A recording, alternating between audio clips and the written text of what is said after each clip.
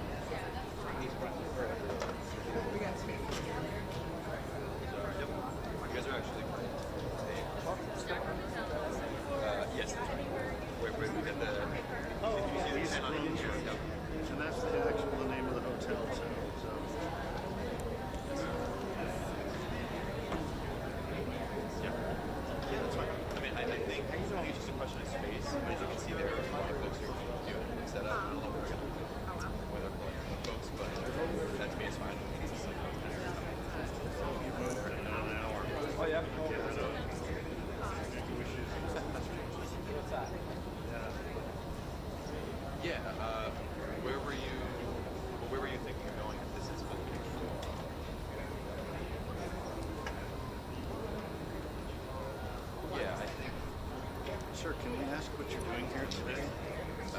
Well, I'm here. Oh, what kind of car? Is it a tariff car? It is a car that. Yeah, well, I think, right, and that would be my question, actually. So, you're giving back to New Jersey in the form of sales tax. That's good. Thank you. Thank you, Mikie Sherrill. I did early voting at Hackensack this morning. Whose card is this, big guy? Okay. I'm gonna move this. Can you start? Can you come with me? Can I get in here, bro? Yeah. The table is big enough. Right there? Yeah. Whatever you want to do. Yeah, I can't take it anyway. They said if you do there and one. Yep. Thank you.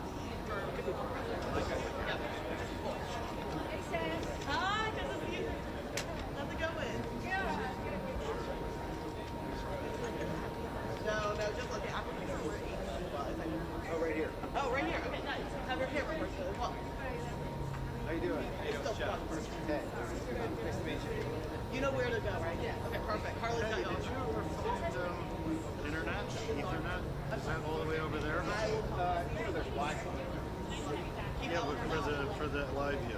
Yeah, I have the Wi-Fi. But is there Ethernet or no? Good to see you. Yeah. Yeah, Jeff. Jeff, I'm shooting still spread. Is that what we hear? I'm associated. I didn't think she had it right. Yeah. That's all right. Cool. What'd you say? Matt. Okay. Thanks.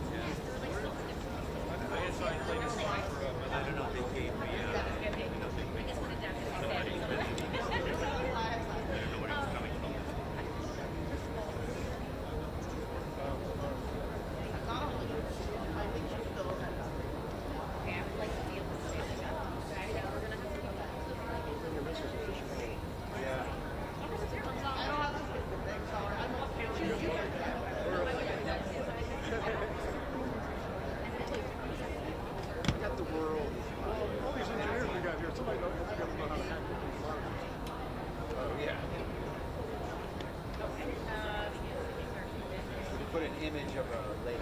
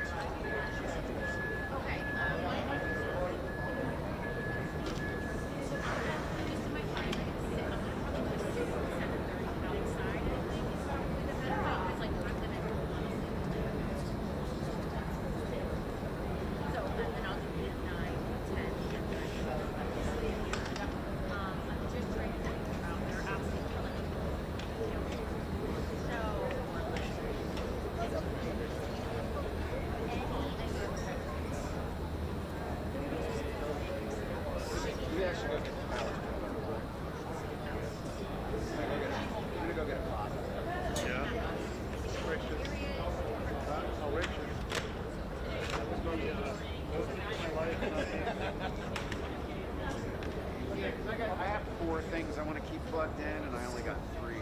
Okay, that would be great. I'll be nicer to you. I got nothing else for you. I don't have carrot juice. Are you still doing carrot juice? Of course I still drink. Okay. Of course I do.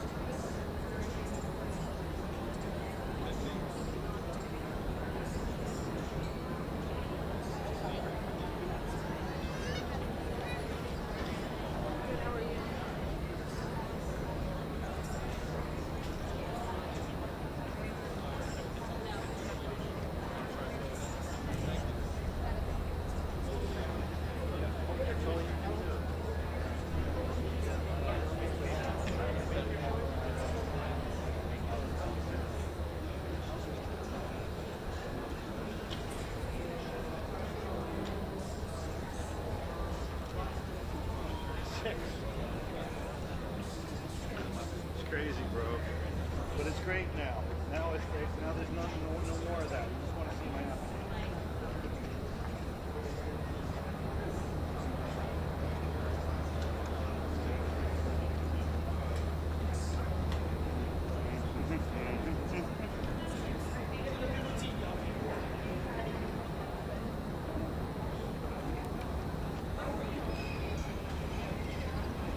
Let's see if the camera works.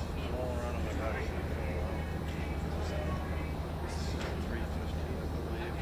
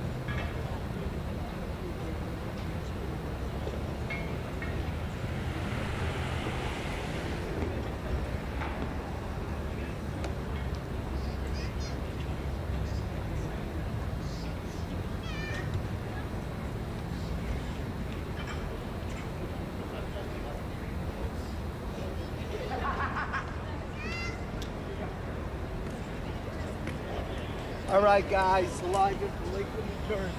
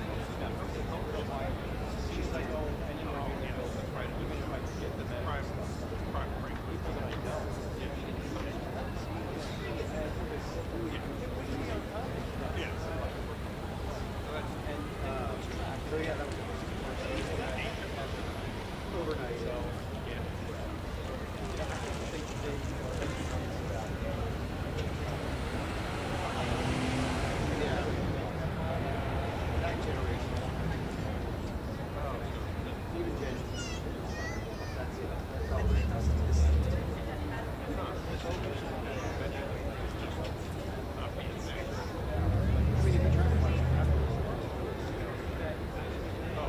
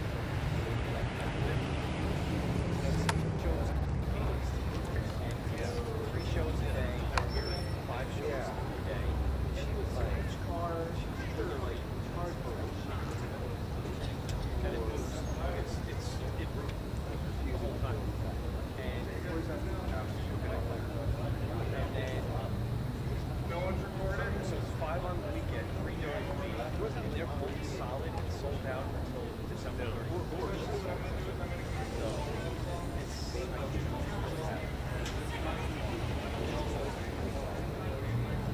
it's actually got the shooter job. Well, not her, but other theater productions. And like someone was saying, I was meeting with really just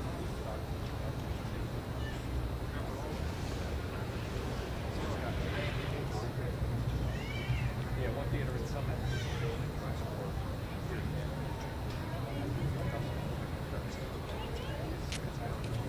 Who you with? Who you with? They stop and say, say, hold on. So nice.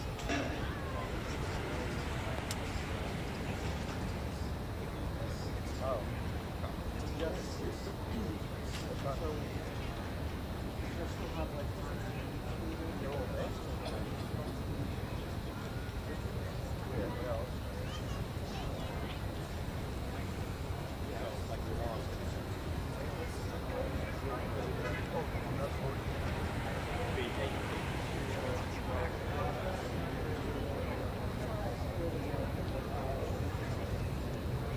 I started in the backyard. Something that's going to roll in next year, maybe next year. I would got rid of it. Move this so move it across the yard. Break out the patio. And then fill that with soil. And then sort of in conjunction with this roof above ground. So I needed soil to fill the patio. I'm going to be digging for soil out. So move that soil. Pour out shrubs on two sides. Septic beds. It's been a big lift. I planted old across the stuff I cleaned out. It's been a lot.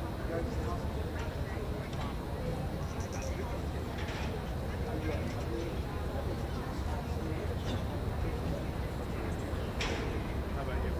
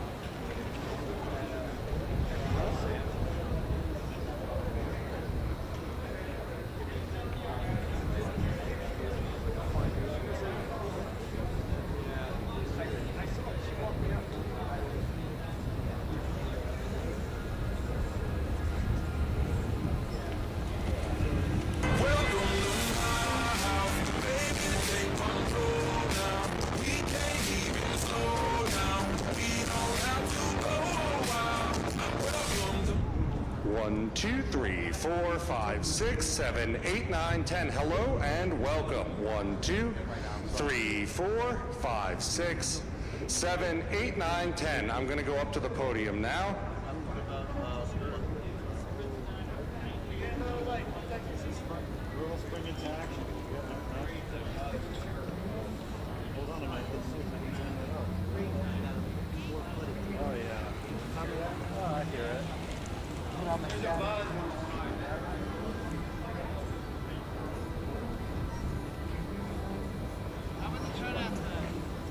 I didn't do any of that. I think someone said 29 or something like that.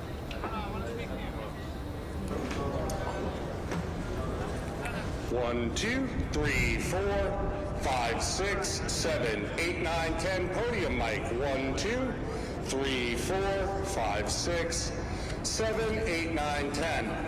You guys all good? Cool. It's hot.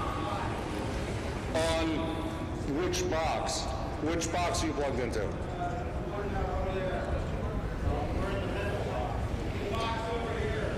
That middle box is line level. So if you're in the middle box, it's a line level box. If you're in one of the end boxes, those are mic level boxes. It's still overmodulating at line level?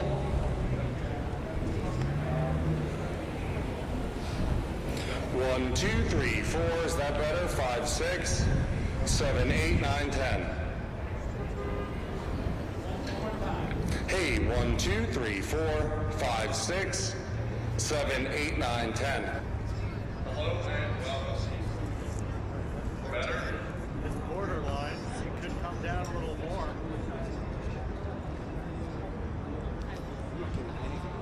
1, 2, 3, 4, 5, 6, is that better? Hey, 1, 2, 3, 4, 5, 6, 7, 8, 9, 10. Hello and welcome. That's good. Cool. Everyone sees audio? Everybody's good? I mean, automatic. Look at the sign I saw.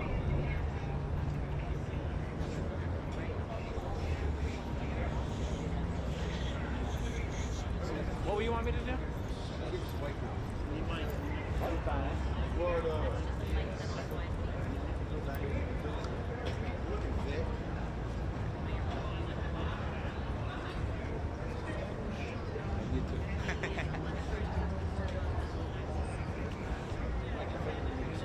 How does that work? Can I get Like this? Like this? Yeah, that's gonna be too small. Yeah, just right there. But this is from this hot light. Don't do that. Well, I mean, that's why I turned it on. It's 34. Not up on the bow. Up there? Yeah. Well, show light isn't on anymore. It was on before.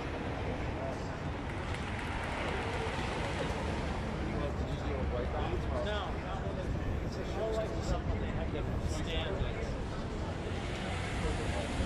It'd be nice to get them to turn it back on. Should I go ask? Yeah. And then can you go up there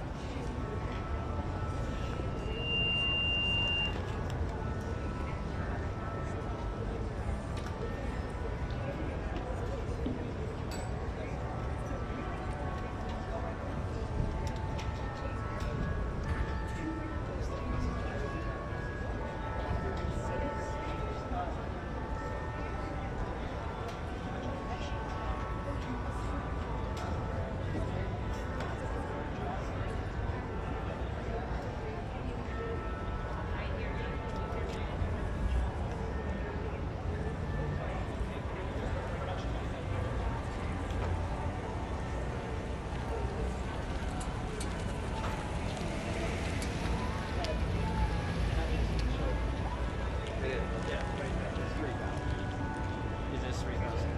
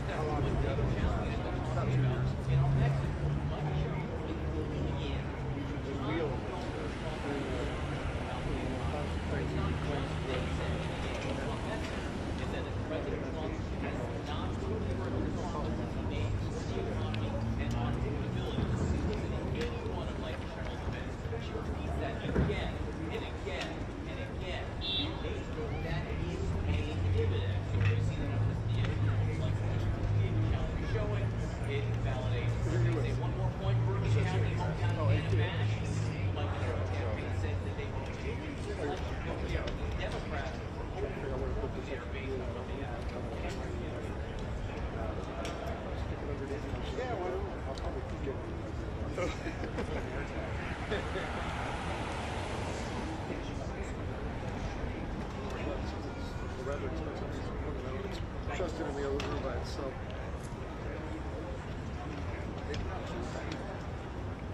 No, but it's no chicken, so it's only like that. It's no chicken.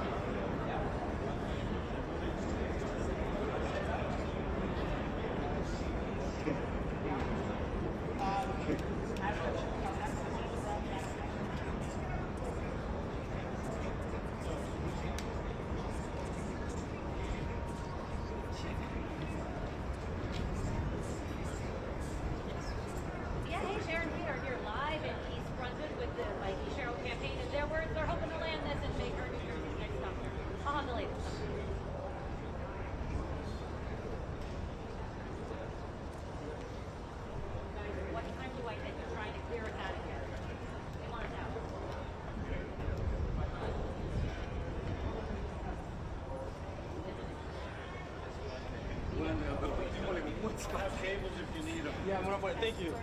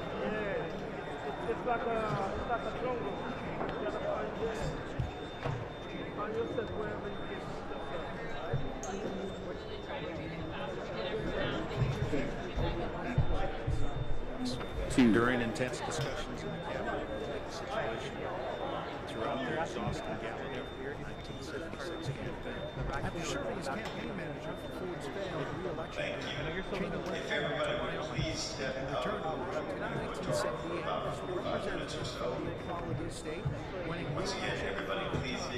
In 1981, Cheney was named Secretary of Defense. President George W. You're asking me to keep this as clear as possible. Against Iraq. Saddam Hussein. When war came, America was ready, and Secretary Cheney's leadership contributed enormously to the victory. Cheney led the White House in 1992 Clinton defeated President Bush. I believe it's anybody without as a Republican voice, choosing to stay in the private sector. In one of the most arduous and complicated elections ever, Bush and Cheney defeated Abigail and Joe Lieberman. The deal started weeks after the election to cease recounts in Florida. We will always understand the pain of I just have to go flush to the rail. upon their place, this place. Cheney's leadership was put to the test less than a year later. 9/11. Vice President Cheney was a player in the White House's war on terror. Prisoner post 9/11. Later, warnings to Iraq Central saying I ordered the launch of Operation Iraqi Freedom in 2003. 6 in 10 Americans say they feel it was a mistake to go to war. What do you say to those people? We were elected to do a job. That's right for the country. The Bush White House had asserted that Iraq had weapons of mass destruction, claimed many of those officials would later retract, and the weapons were never found. Bush and Cheney and then because my girl's much disease. I kind of think it's the life drink, gosh. I know, sure. It's so weird. Victoria Justice seems a little crush on me. It's fine. Ms. Louise, can you hear me clearly? Thank you. Jose, we clear? Clear.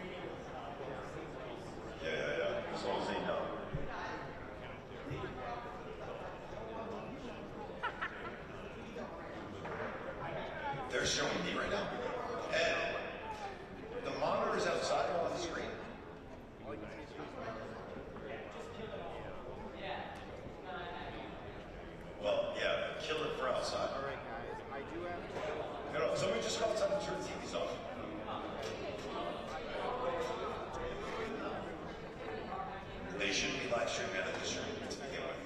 So yes, right? We discussed that, right?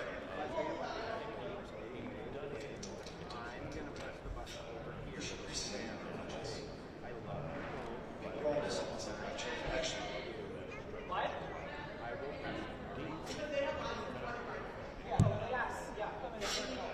Oh, we know they're stopped.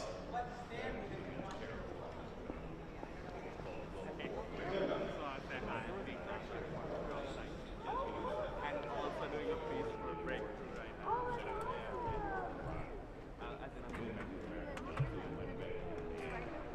Yeah, it's in my hang on, but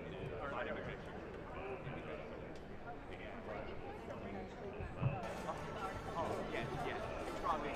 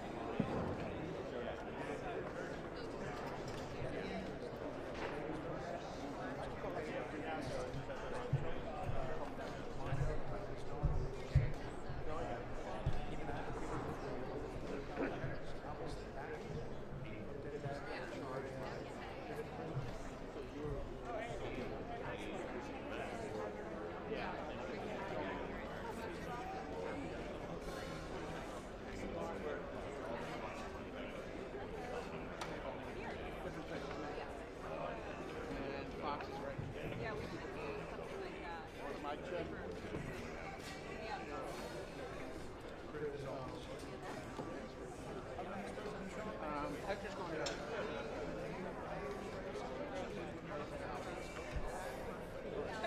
I don't think I should stand on a step ladder. On a thing? No. Right? I was going to.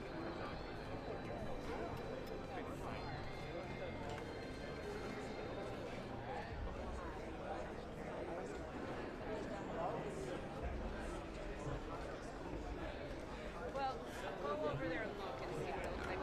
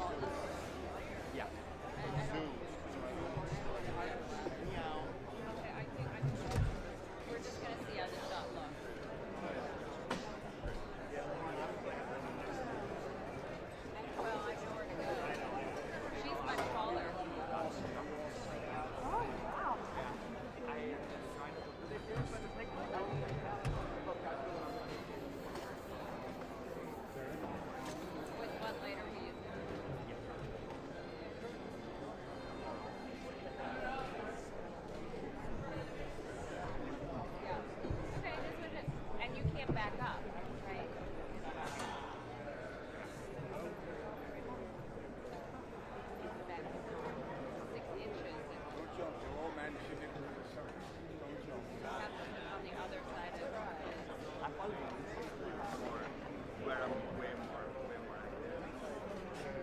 Well, you also have a chair set. Let's see if we can, I'm just wondering if we can put it on the other side of that tripod. Yeah, put it on the other side of that, of that tripod. I came on Friday. I'm leaving at 6 a.m. Okay, so now see, just put the tripod on the leg behind yours.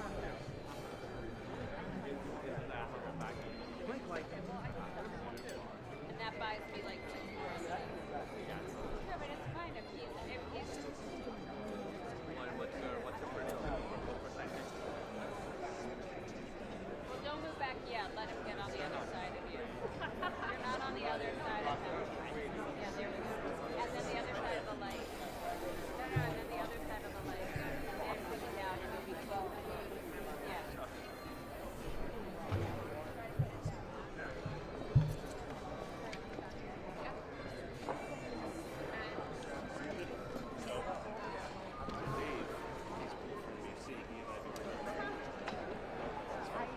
Greg was No, he was running. even though I don't know.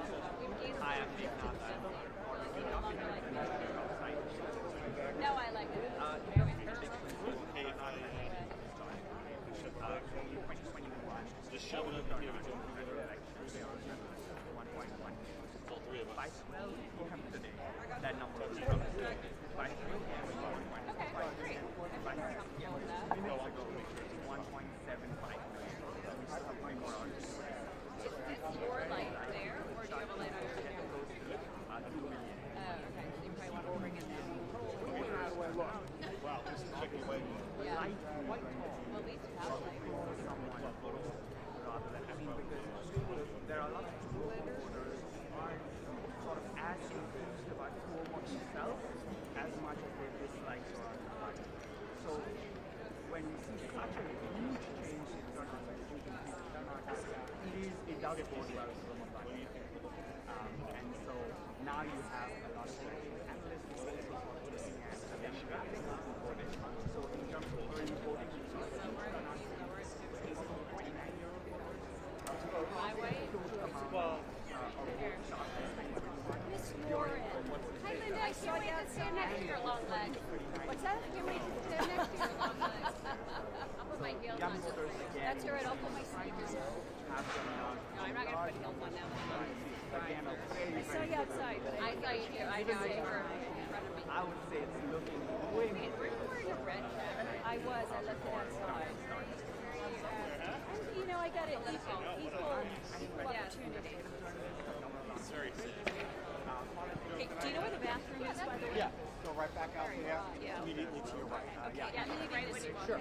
All right, thank you. I'm leaving that here. I'm getting you your mic set up. We might be as early as 10 within that time, so I'm waiting to find out. I will make a call to run to the rest of the Chivalry is not dead, Joseph. I take back everything everybody said about you. I will. Okay, yes. I have an extension cord. Anything else like the camera? Give me David's. You can throw everything else in my cart back there. It's got a big desk.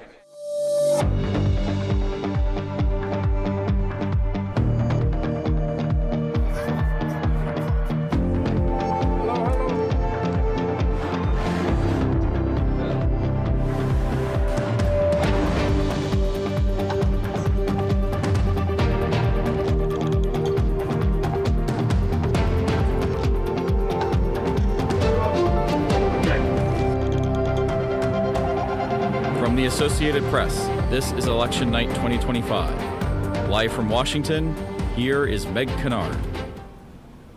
It's election night in the United States, the first major round of balloting since last year's presidential contest.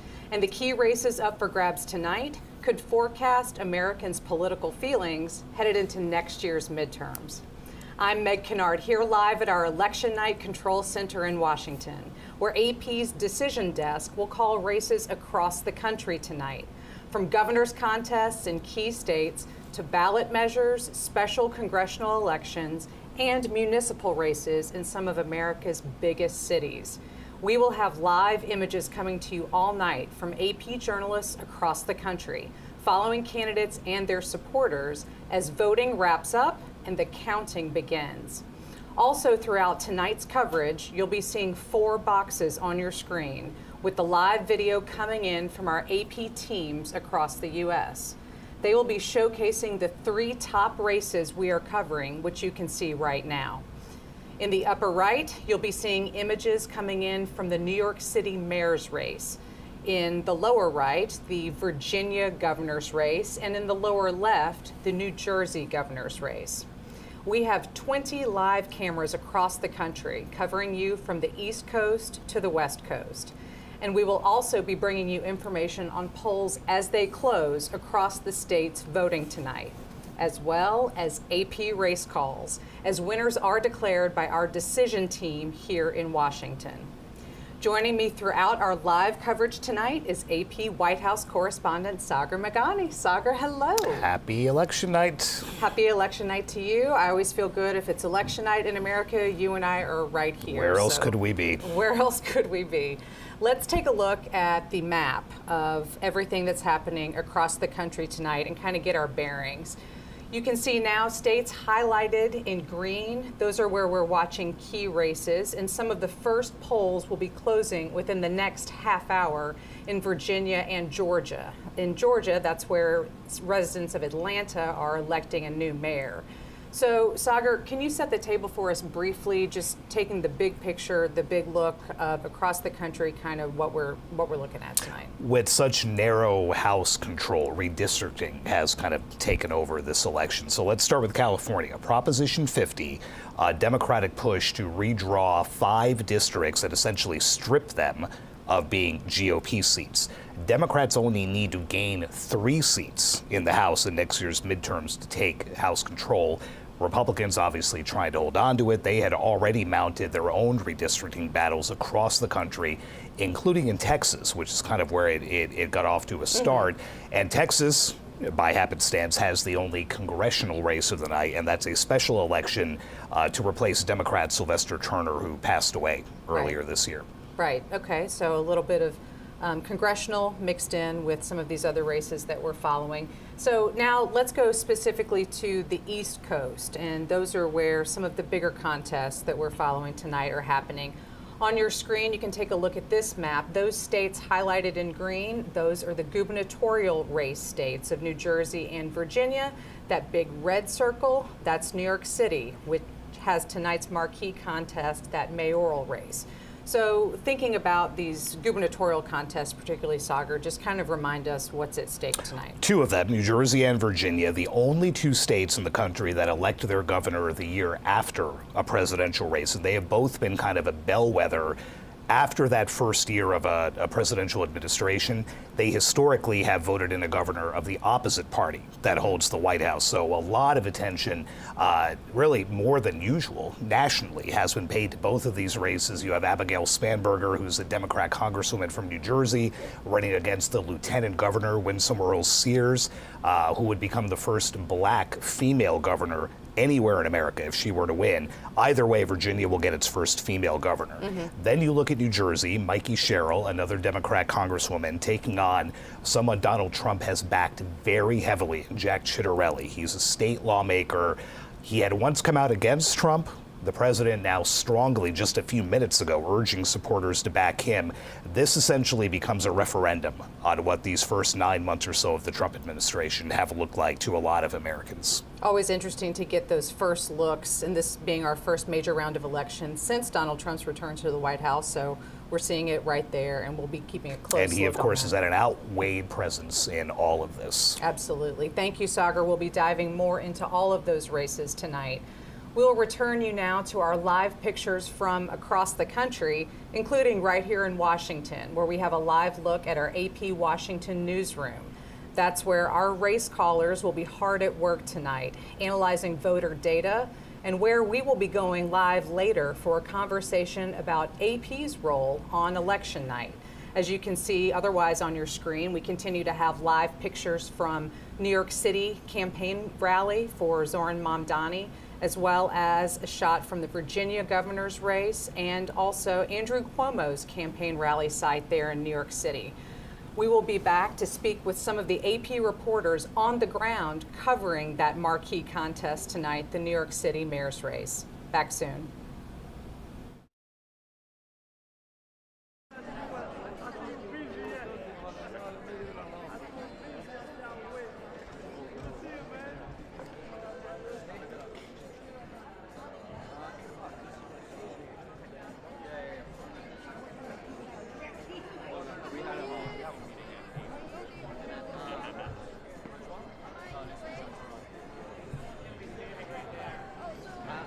Which way?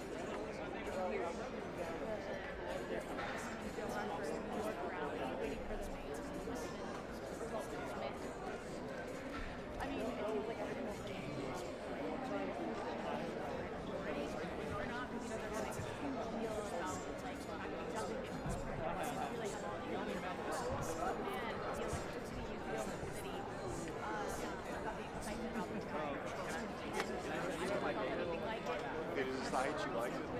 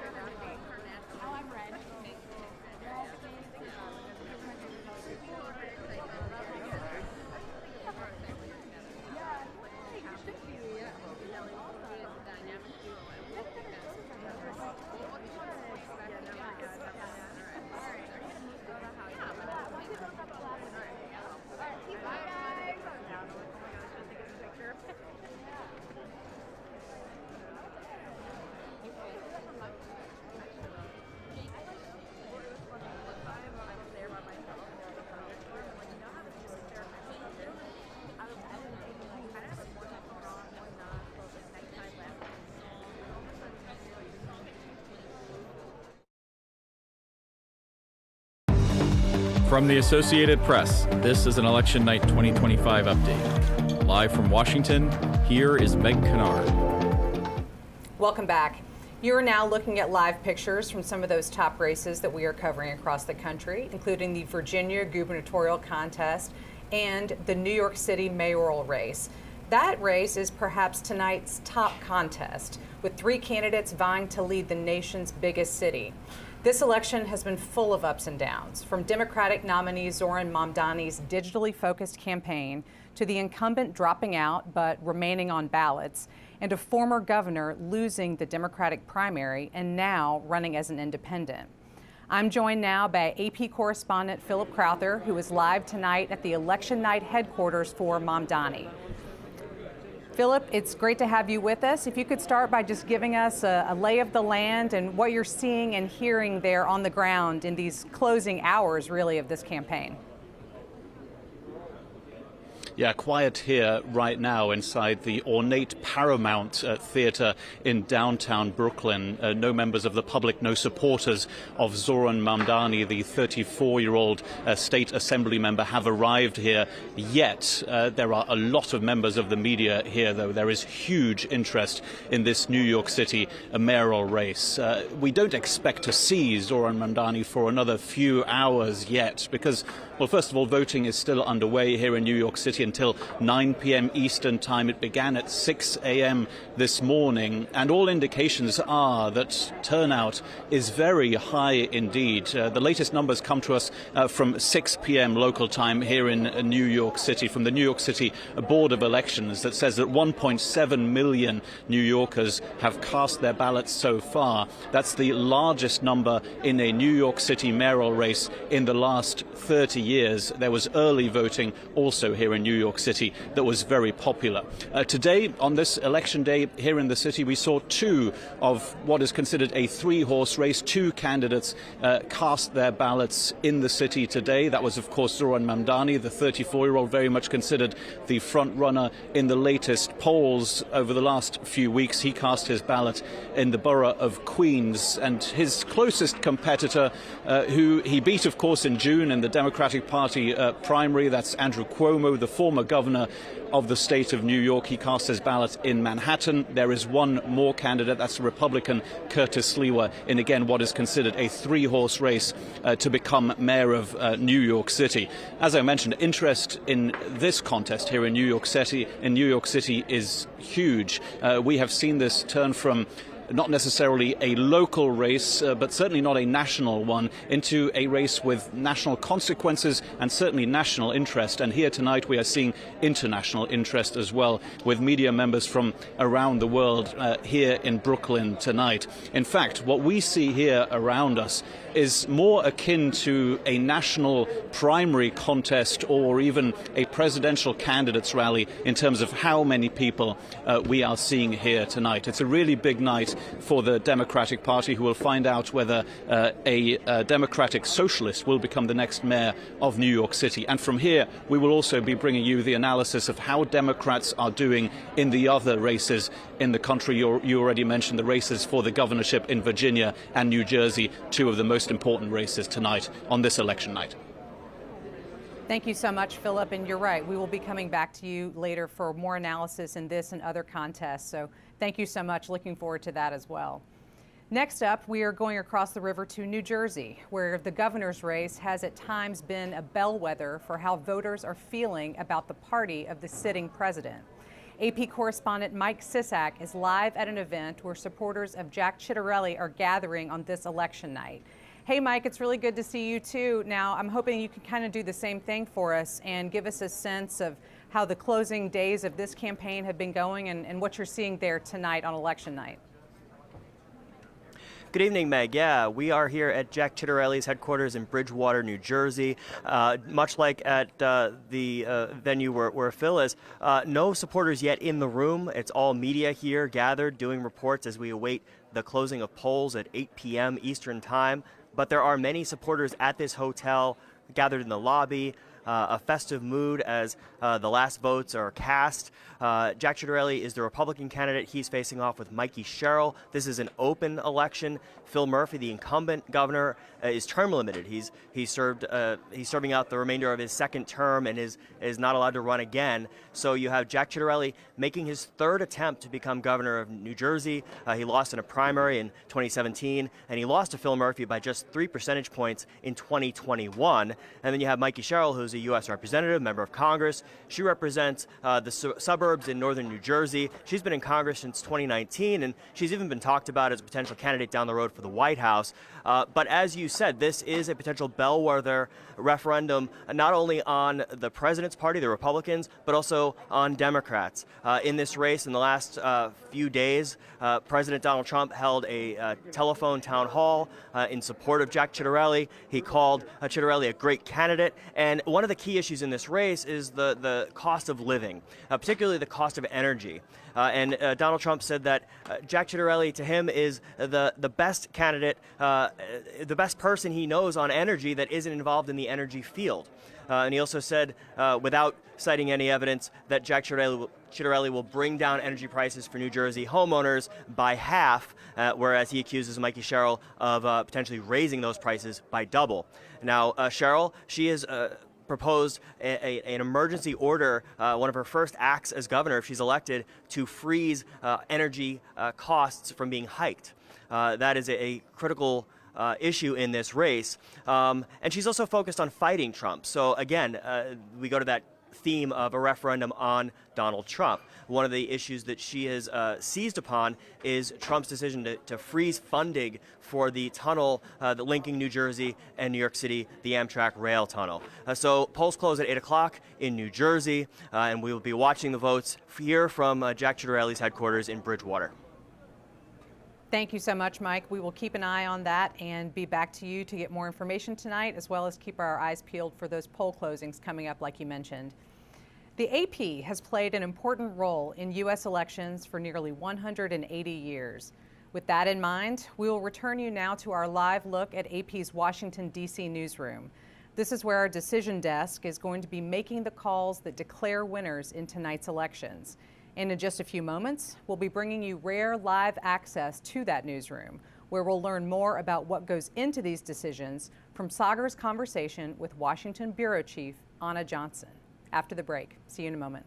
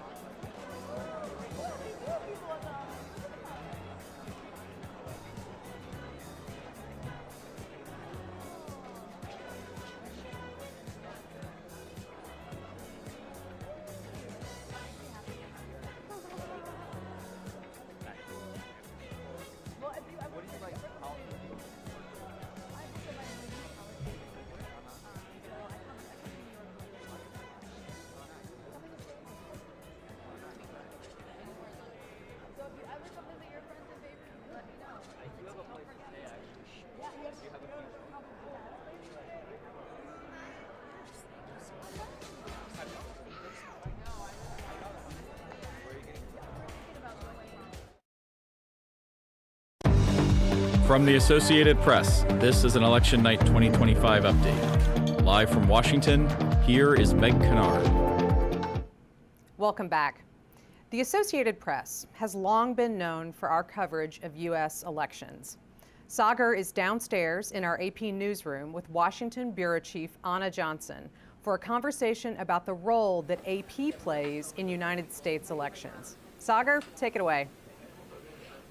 Election night, obviously a big night on the calendar every year. It is the biggest night on the calendar here at AP Washington, and the person who knows best how to tell us exactly what goes on behind the scenes. How do these races get called? Anna, give us a sense of all this activity and what it'll be like for the next few hours. Yeah, so we are in the Washington Bureau. This is where it all happens on election night. Behind me you see reporters, editors, producers, all working on the coverage of all of these races around the country. We also have our elections team, and what that means, we have our race analysts, our vote count team, and of course our decision team, they tally up the vote, they analyze the vote, and they will declare winners in these races tonight. We always call this internally the AP's single biggest act of journalism. For a company that does incredible amounts of journalism every day, what is the scope of this and the tradition, and what does it mean to the AP and to everyone here to be able to pull this off, essentially? Elections are just a fundamental part of the Associated Press. We've been calling races since 1848, so a really long time. And, it is one of those events that it truly is sort of the single largest act of journalism. The whole company gets involved in our elections coverage in some way, shape, or form. And so on election night, it's always a special place to be here in the Washington Bureau and to see and be part of all of this. Obviously, this is an off-year election, so it's a little smaller than what you might see in a midterms or presidential election when we're calling, 5,000 contested races. It's a bit fewer races this time around, but it's still just a huge part of who the AP is. And this is not just for internal use. This is not what we're putting on the wire or on the radio or on TV. This is going out. What we call here is going out all over the place. Absolutely. Obviously, it's on our platforms, but we have customers all over the United States and all over the world who depend on the Associated Press, on our coverage, and of course on those race calls. They really do. And so once the AP calls a race, you'll see that all over the world. We've got poll closings coming up, so we will let you get back to it. Thank you so much, Anna. Thank you. A lot more votes to come in, a lot more races to call, and we will have it all for you later on after we get back to Meg Kennard. Thank you, Anna, and thank you, Sagar. We will be utilizing and relying on information coming from that newsroom all night on this live stream, and we thank you so much for that. We will be back with you near the top of the next hour as polls start to close on the East Coast, and as we draw closer to some of tonight's first AP race calls. We'll return you now to live pictures across the country, including New York City and Virginia, where we have images coming into us now from Democrat Abigail Spanberger's campaign. Polls will be closing soon in Virginia, and we will be bringing you more information on that contest as this live stream continues. Back with you soon.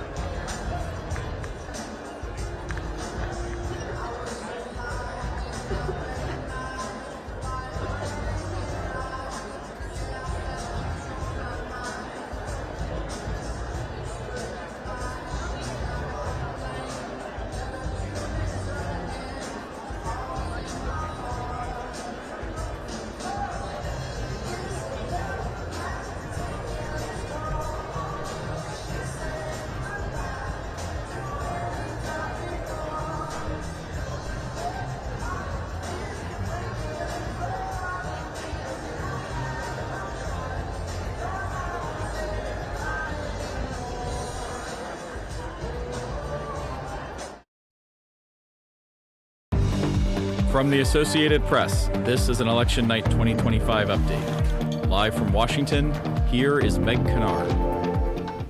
Welcome back. We now have our first round of poll closings in tonight's elections. Voting has concluded in Virginia, where voters are selecting their next governor, and in Georgia, where there is a mayoral race tonight in Atlanta. We're not making calls in these races yet, but Sagar, I wanted to take a moment to kind of dive in with you a little bit on the candidates, particularly in this Virginia gubernatorial race. Remind us a little bit about their bios and how they've staked their campaigns this year. There will be history made one way or the other. Virginia has never in its long history had a female governor. It will be one of these two candidates. You have Abigail Spanberger. She's 46. She's a sitting member of the House of Representatives. What's interesting about her is she has gotten away from what the Democratic Party has been pushing and focusing on, which is that progressive part of the party, the Alexandria Ocasio-Cortez type folks. She's more of a centrist to the left, and that was what helped Democrats win the House in 2018. She is banking on that same approach, helping her win here. And Democrats are watching to see if that message resonates, if that's something after being beaten so badly a year ago. Would that kind of approach, would that shift help them replicate that come the midterms? She has a very interesting resume. She was a CIA case officer. She used to go undercover overseas. Then she became a businesswoman. Then she ran for the House, where she has now served for 6 years before leaving to run this race. She had Barack Obama campaign with her over the weekend, the biggest name in Democratic politics. Right. Contrast that with Winsome Earl-Sears, who is the sitting lieutenant governor, staunch conservative, backs Donald Trump. Donald Trump did not endorse her. Donald Trump did not say her name during a tele-rally for the GOP ticket. Right, he's just said, I support Republicans. I support, you should vote for the Republican candidate. He held a rally for them and never said her name. So that doesn't bode well from the perspective of a lot of Republican voters who say, oh, Donald Trump backs them, I'm going to back them too. So it'll be interesting to see whether that plays in. She has an interesting background as well. She was born in Jamaica, immigrated to the U.S. as a little kid, also served in the military. She was an electrician in the Marine Corps, then became a business owner, then started running for lower offices in Virginia. She is the only woman to have been elected statewide like that. She would become the first black female governor anywhere in America if she is able to pull off what at this point does not seem very likely based on some of the polling. Abigail Spanberger's all but written her off, but we'll have to see what happens there. Certainly, and now that polls are closed, maybe we'll start to see some of those results coming in, and then we'll get closer to those AP race calls from tonight. So thank you so much for that recap. We'll be back with you in the next half hour as more polls close in Charlotte as well as Cincinnati, which is holding a mayoral race of its own tonight. We will also keep watching live video from tonight's major races, including New York City, as you see on your screen with that top mayoral contest tonight. We're also going to bring you some live pictures from Houston, where voting is going to be wrapping up in the next couple of hours, but we are seeing some long lines outside this polling location that you see as folks are getting off work and stopping by their polling place to cast their votes. We'll be back with you soon.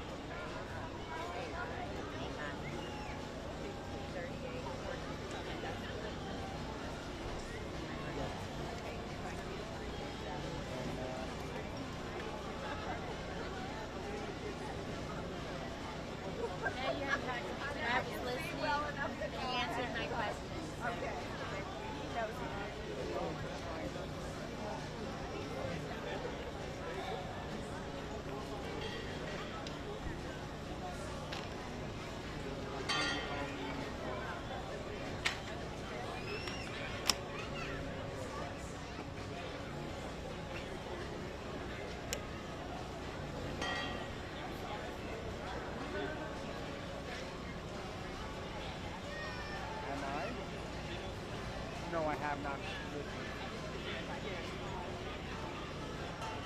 They know that.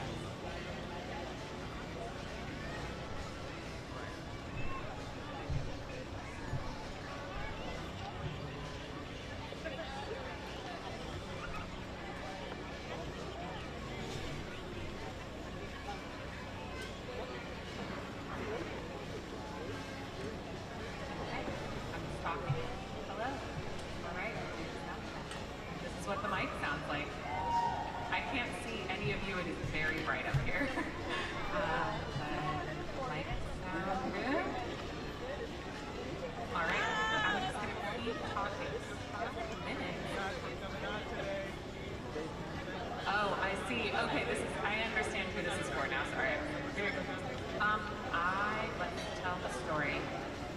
have for breakfast? I had a weird little bowl from Costco.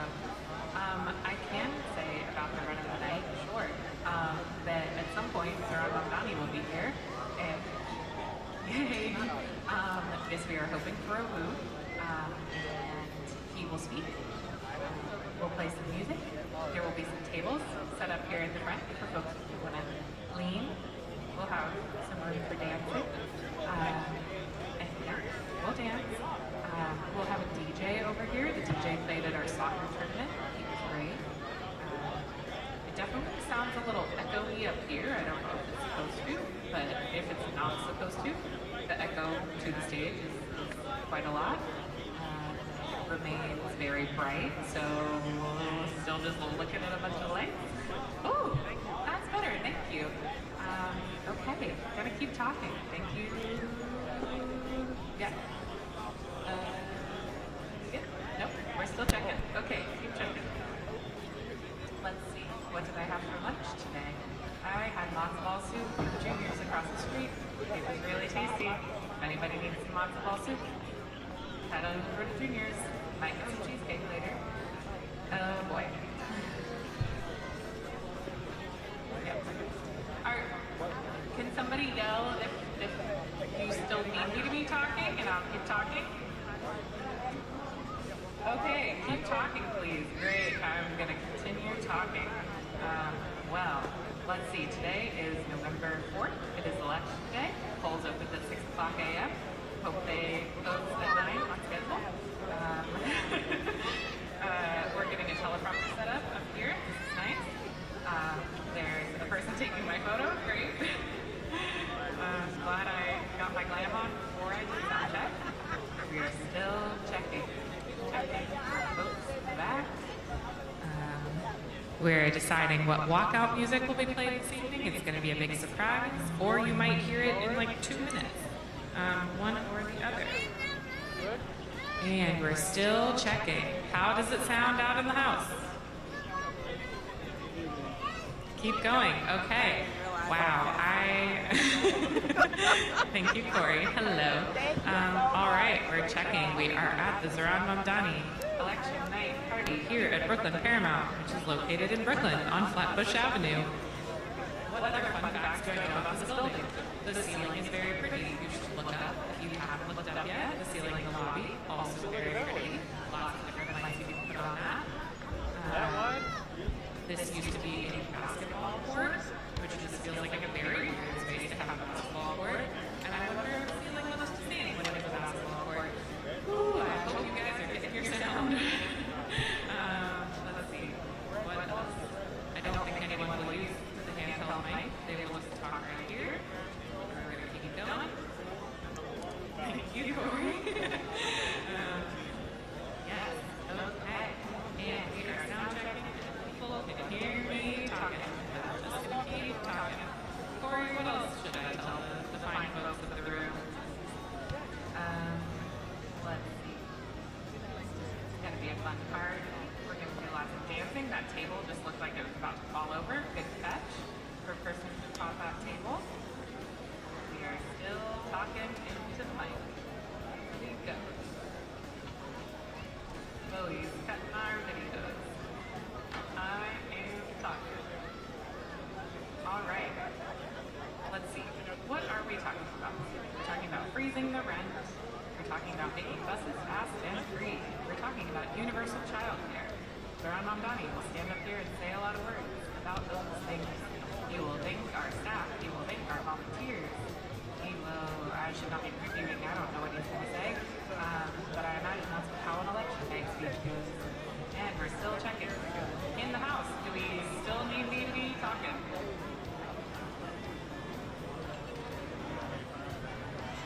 All right, I think we are done sound checking.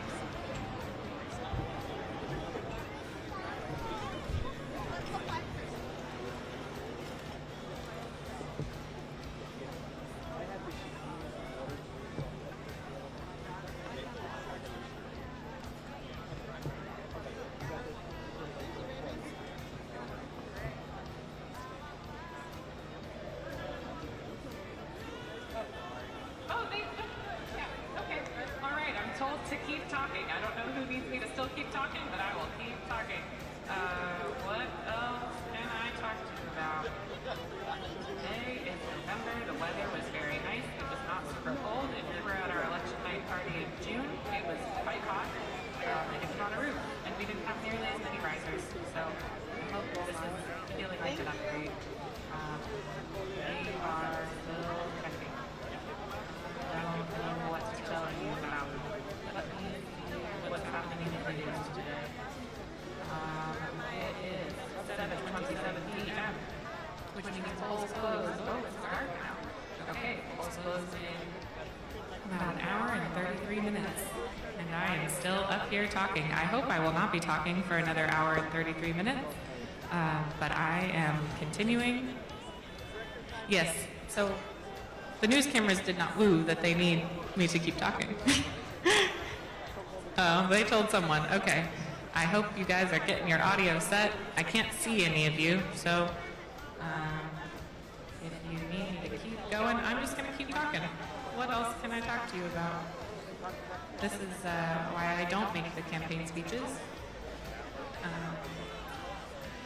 What is the weather report? Yes, that's a great idea, Matt. Thank you so much. All right, we're going to look at what our weather report is. So today, Tuesday, November 4th, it is currently 54 degrees. It looks like it's quite nice outside. I have not been outside in a little while. It's going to stay pretty steady at 55 degrees, but it's going to drop maybe down to about 49 by the time this party ends. We've got a nice forecast this week, actually. Not a lot of rain. Going to be high of 61 tomorrow, high of 64 on Wednesday, dropping down to 54. Maybe I have found my career here as a meteorologist. Dropping down to 54 on Thursday, and then back up to 58 on Friday. Saturday, nice and warm, high of 65. Definitely getting into that fall weather. Looks like a little bit of a chance of rain on Sunday. And then clear skies again, nice and sunny for the rest of next week. It's going to be a bit cold a week from today, high of 44. Current conditions right now, we've got wind at 6 miles per hour, 33% humidity. Dew point at 26 degrees. Not too humid. Thank you. I'm just going to keep going because I think y'all need me to still be talking, but I hope I could stop talking soon. Sunrise this morning was 6:30 a.m. You know, we walked across the bridge at sunrise yesterday morning, and it was a very rude awakening that sunrise had gotten an hour earlier.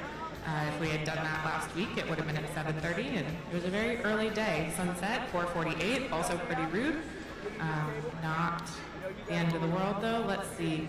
Currently, UV index 0. I think it's dark outside. And pressure, 30.13. Let's see what our hourly for tomorrow is looking like. I think we're going to start 46 degrees in the morning, all the way up to 58 at 11 a.m., up to 64 at 2 p.m. 2 p.m. sounds like a nice time to go outside tomorrow. How are we doing out there? Are we getting our sound set? Do you want me to keep talking? The guy that told me to keep talking isn't there anymore. Humidity looks like it's going to be a little bit more humid tomorrow, 43%. Sunrise at 6:31 a.m. and sunset a minute earlier at 4:47 p.m. That is so early. Let's look ahead to Friday, getting into the weekend. Our sunset on Friday is going to be 4:45 p.m. This is a real bummer, you guys. I'm very disappointed that we are in that time of year where the sun is setting very, very early. All right. Let's see what else we've got happening. We are in November. Blah, blah, blah, blah. You guys still need me to keep talking. I now can see that there's someone on a ladder, which is very exciting. I can't see where the ladder is going, but it's looking good. We've got lots of lights set up here in the space. I like that bubbly one over there. Are we good? Nope, you were not telling me that we're good. Okay, just gonna keep going. These cocktail tables at the front are looking beautiful. Thank you so much for setting those up. It's a very nice, very chic looking tablecloth situation that we've got going there. Those will be the hottest seats in the house. From the Associated Press, this is an Election Night 2025 update. Live from Washington, here is Meg Kennard.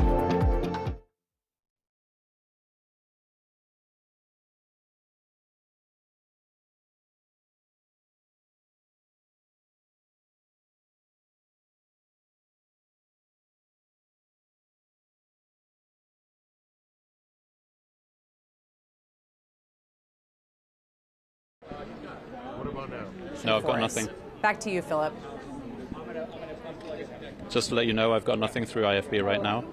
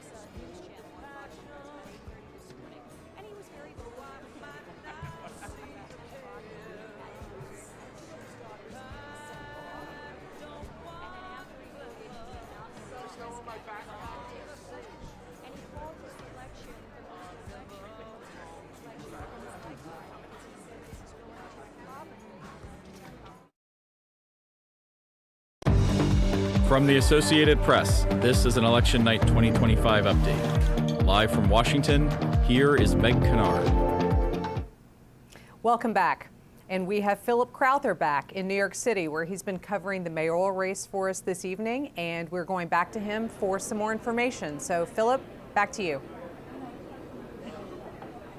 Yeah, and it's great to be with you from the ornate Paramount Theatre here in downtown Brooklyn. This is the headquarters for Zoran Mamdani tonight, for the 34-year-old state assembly member here in New York. This is where we expect him to give his speech later tonight, a speech that, of course, he himself hopes will be a victory speech. A little note on timings here in New York City. Voting underway. We still have just about an hour and a half to go of voting. It closes at 9 p.m., started at 6 a.m. this morning, and of course here in New York City there was early voting as well. And it's worth noting that the numbers, the participation in this mayoral election so far, those numbers are very high. The New York City Board of Elections says that 1.7 million New Yorkers have voted so far. That was at 6 p.m. tonight. Now, I mentioned earlier when we spoke, Meg, about the interest in this race, and that I noted that I hadn't seen this much media interest in a mayoral race, and certainly hadn't seen this much media interest in anything maybe outside of one of the big primaries ahead of a presidential contest, or even a rally held by a presidential candidate. We're seeing interest from local media, from national media, also from international media. A lot of journalists here, and among them is Tara Palmieri, who's joining us now here at Zoran Mamdani's election election night party. Tara Palmieri, who hosts the Tara Palmieri Show on YouTube. Thank you very much for joining us here. Thanks for having me. It's a pleasure. Now, we mentioned the enthusiasm around Zoran Mamdani and also the interest in this election, first of all, those high turnout numbers. Have you noted that enthusiasm here in New York City for Zoran Mamdani, like a lot of people have mentioned over the last few days and weeks, as interest has ramped up? Absolutely. I mean, you've seen early voting through the roof. My doorbell has been rung many times as people have tried to encourage get out the vote. There's always been this sort of enthusiasm around him. He is seen as a wrecking ball for the establishment. Andrew Cuomo, his rival, is seen as an avatar of the establishment. And he has just brought this enthusiasm for progressive politics back to the city after, I think, an electorate pretty disillusioned by Eric Adams and his tenure, and really hoping for more programs that people in this city who are struggling with affordability can enjoy, so that the city can be for strivers, not just for the hedge fund types, for the Wall Street titans, that people who come here to dream can have a chance. And so you're seeing a lot of young people coming out, and they're the ones who are really hitting the streets and the pavements for Zoran. And I haven't seen anything like this, even from Bill de Blasio's campaign, even though he ran on a very similarly progressive agenda. It's just that Zoran is sort of this once-in-a-generation type of candidate in the way that he speaks to people in his social media posts, his youth. I mean, he's 34 years old, right? This big smile, his viral videos. He's kind of illuminated what it is to be a New Yorker with his, videos of eating halal and talking about what everyday New Yorkers care about. And, in contrast, you have someone like Andrew Cuomo, who really hasn't done much retail politicking at all. He hasn't been shaking hands. He really ran what some would call a Rose Garden campaign after the debate, an event, 2 events a day. You would think that someone who's really fighting for it would work harder, but he's had the establishment behind him. He's had the retail lobby. He's had the donors. And Mamdani's run a grassroots campaign with a lot of really wealthy people working against him. And Mamdani's somebody who, as we noted from what you said, a lot of people think they know on first-name basis, right? He's known as Zoran simply by a lot of voters here in New York City. Now, what are some of the reasons that voters have told you why they are voting for Zoran Mamdani? Now, he is the front runner, of course, to become mayor of New York City tonight. What are some of those main reasons? Do they fit with the program that he has as mayor of New York? I think it's absolutely about affordability. I mean, he is promising child care for all, universal child care. That's very popular in New York City. We're very close to it. There's 3K, pre-K, and that was actually established under Bill de Blasio. Some see him, it's expensive, but they want him to keep extending it, and he may be able to. Universal busing is very popular. City-run groceries, it's never been done before. I mean, they tried to do it in Kansas. It didn't work out too well in Kansas City, but if New York can't do it, he's only suggesting 5. He does say he wants to raise corporate tax rates and the tax rates on wealthy individuals, but that would have to go through the state, and I don't think that Kathy Hochul would do that in an election year. She's the governor and she's up for re-election. But I do think she's going to be supportive of a lot of these progressive ideas, because it was New York City that really helped her squeak out a win against Lee Zeldin in the last race, and she's going to need progressives to help her get over the line in the next election. So she needs Zoran Mamdani, and that's why you saw her campaigning out there with AOC and Bernie Sanders recently, and then there's Kathy Hochul, this kind of center-left Democrat. It was a little odd, but she's clearly aware that she needs this constituency to win, whereas, Hakeem Jeffries, the minority leader, neighbor, a little bit careful about endorsing. Chuck Schumer still has not endorsed, and I think that just shows you how threatened and worried the Democratic establishment is about a Democratic socialist running a city of 8 million people, which is as large as Virginia, the other election in this tonight. So we'll see how he does. 2 million people coming out, that's a lot. That's huge turnout. I don't think I've heard of that in my entire time covering city politics, I used to be a City Hall reporter for the New York Post, certainly not in the elections that I covered. So we'll see what the numbers are like. Everyone's just looking to see if he pushes over 50%, and if he's able to do that, that means his mandate will certainly be stronger, and he could make arguments to the state senate and to the city council to really approve some of his broader and far-reaching agenda. You've covered quite a few races for mayor here in New York City and the administrations of Bloomberg and de Blasio. In how far would you say this race, this time around, is different to other mayoral races that you've seen in this city?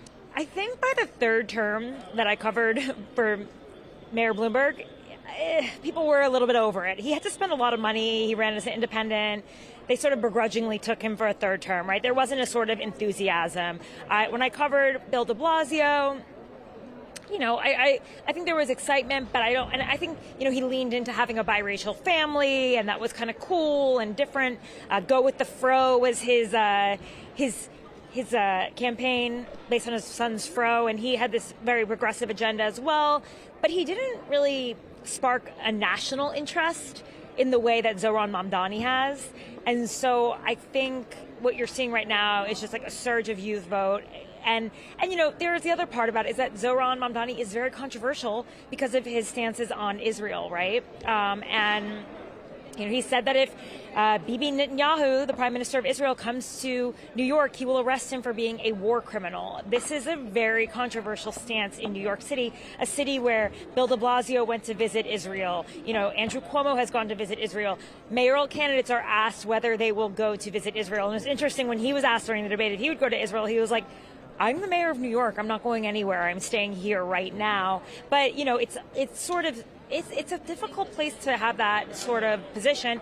And he was, literally protesting outside of Chuck Schumer's house in support of the Palestinian people. And it's some of his comments in the past have made a certain white ethnic group of Americans in New York City, New Yorkers, uncomfortable with him, and have, I think, kept Andrew Cuomo in the race for as long as he's been running on an independent line. Well, certainly a race that's being watched very closely. We'll hear more from you throughout the night. That's Tara Palmieri, who hosts the Tara Palmieri Show on YouTube. Again, we'll be hearing a lot more throughout the night on this mayoral race here in New York City. Again, we do expect to hear from Zoran Mamdani, the 34-year-old state assembly member, on stage here at the Paramount Theatre later tonight. Of course, after polls close, that's at 9 p.m. local time. And Meg, of course, will be bringing you the updates from here throughout the night as soon as Zoran Mamdani is on stage. Again, he hopes that his speech here in downtown Brooklyn will be a victory speech. We are seeing slowly but surely his supporters arriving here, and they again hope to celebrate a victory here tonight. Thank you so much, Philip. We will be keeping a close eye on video coming into us from where you are there with Zoran Mamdani's campaign. We're also continuing to keep a close eye on some more of the live video that you see on your screen, including coming into us from Virginia, where polls have now closed, and so now the counting is ongoing in the governor's race. We are at the campaigns for both candidates, for Republican Winsome Earl-Sears, as well as Democrat Abigail Spanberger. So we will be bringing you those live images and keeping our eyes peeled for any incoming AP race calls as they are made. We will bring them to you. Back soon.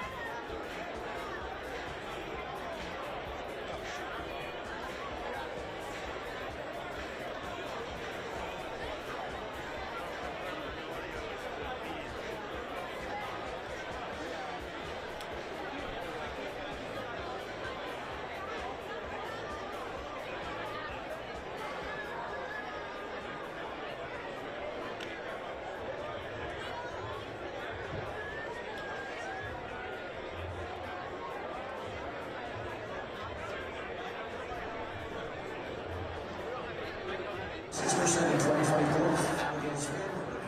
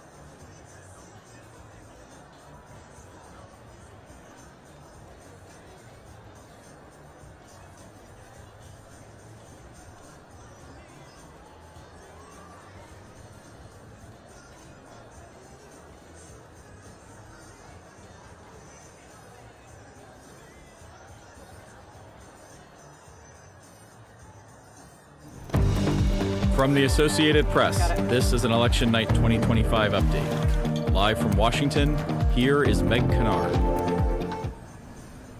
This is a breaking alert that has just moved on the AP wire. The Associated Press has determined that Democrat Abigail Spanberger has been elected as Virginia's first female governor.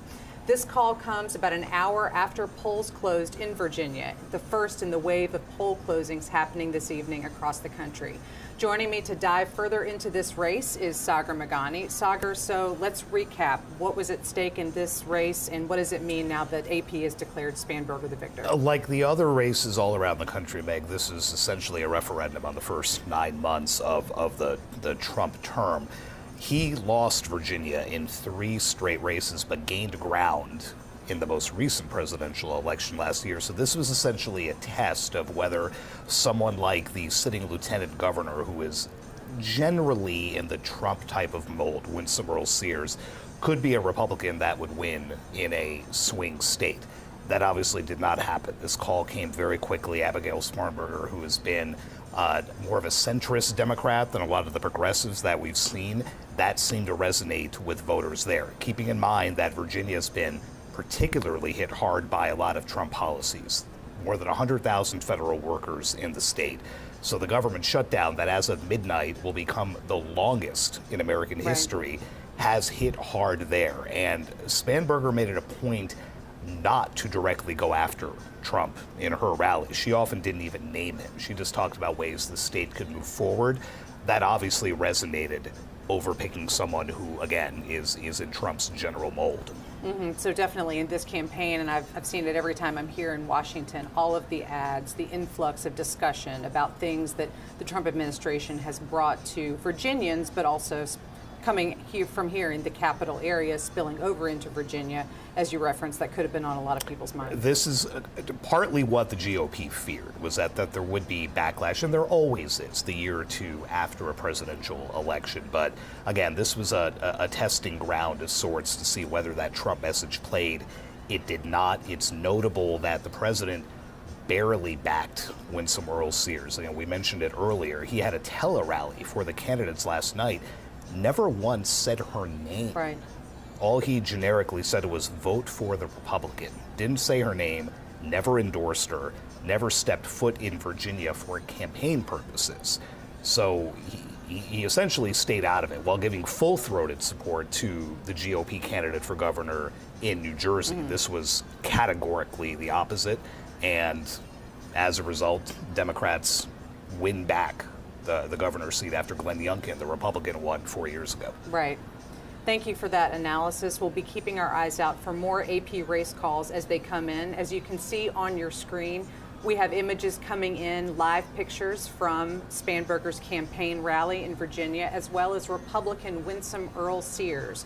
So if either of these candidates come out to speak to their supporters, we will be bringing you those images and comments live as well. For now, we are also going to show you some images coming from Pennsylvania, where Philadelphia is counting votes. Polls have closed in that state of Pennsylvania, which is considering elections that have impact on the state's Supreme Court there. So we will return you to these live images. Polls have closed, as a reminder, in new states as of this hour, including Pennsylvania, Massachusetts, Maine, and New Jersey, where we still have our eyes on that gubernatorial contest as well. We will be back with you soon with more information coming into us from AP journalists across the country, as well as AP race calls as they come to us from our decision desk. Back soon.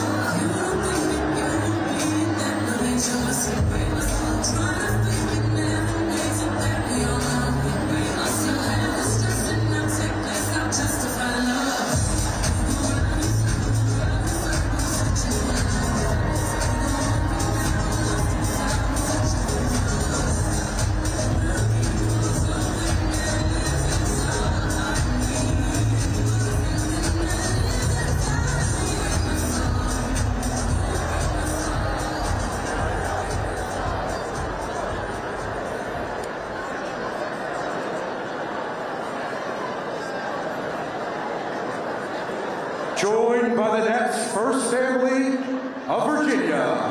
Please welcome the Governor-elect of the Commonwealth of Virginia, Abigail Spanberger.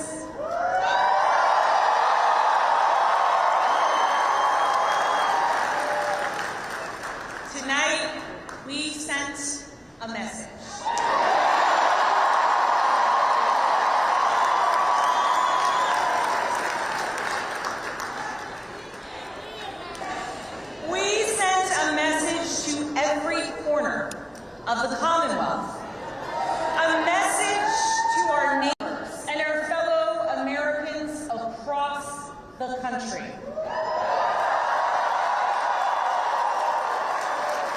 We sent a message to the whole world that in 2025, Virginia chose pragmatism over partisanship. We chose our Commonwealth over chaos.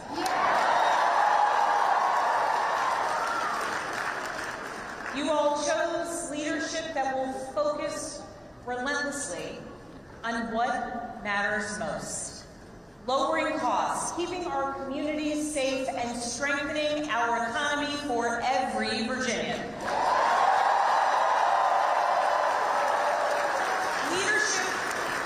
Leadership that will focus on problem solving, not stoking division. We chose leadership that will always put Virginia first. And Virginia, I cannot wait to get to work for you.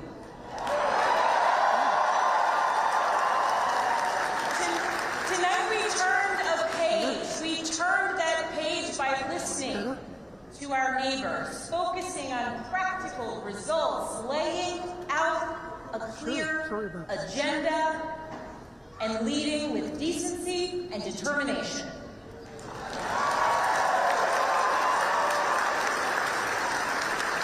To everyone who helped us achieve this win, from the bottom of my heart, I thank you.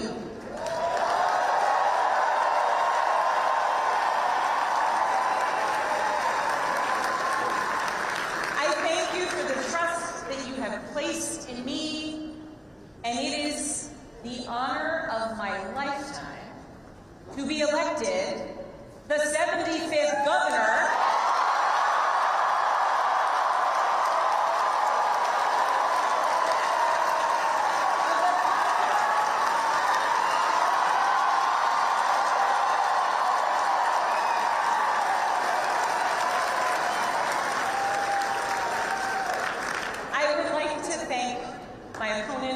for a hard-fought race. The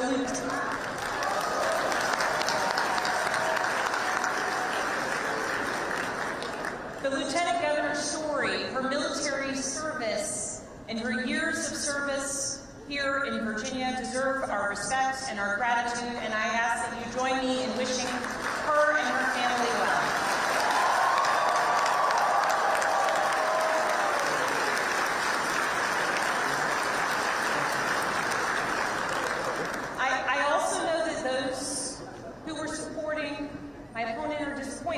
Today. And to those Virginians who did not vote for me, I want you to know that my goal and my intent is to serve all Virginians.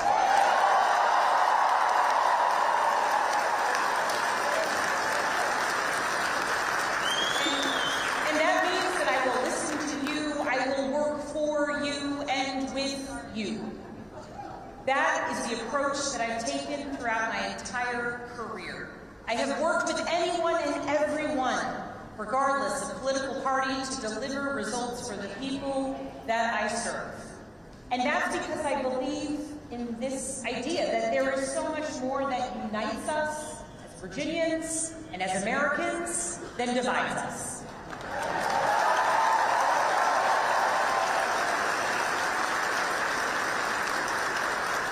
And I know in my heart that we can unite for Virginia's future, and we can set an example for the rest of the nation.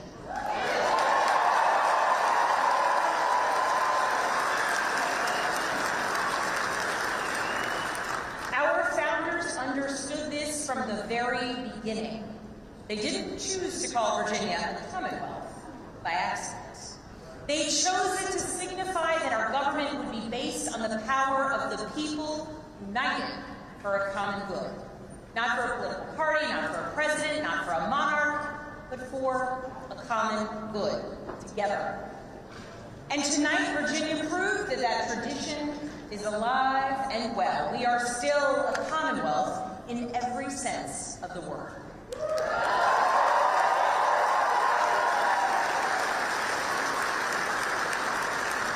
We are built on the things we share, not the things that pull us apart. And I am proud that our campaign earned votes from Democrats, Republicans, Independents, and everyone in between.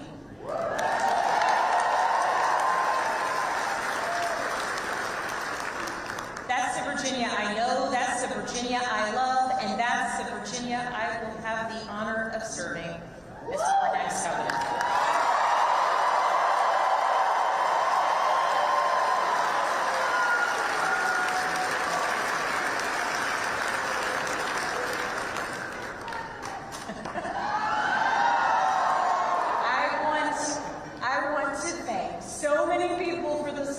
That they have given to our campaign.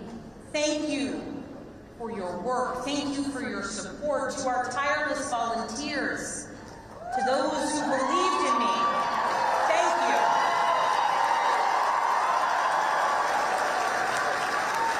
Thank you for devoting your time, your energy, your conviction to this campaign. Thank you for braving the weather, the heat, and then the cold, and then the rain, and then the sun. It's Virginia, after all. Thank you. Thank you for talking to your neighbors about the importance of this race. Thank you for recognizing that when we went person to person engaging, that we could bring people not just into supporting our campaign, but into engaging in our democracy because of you.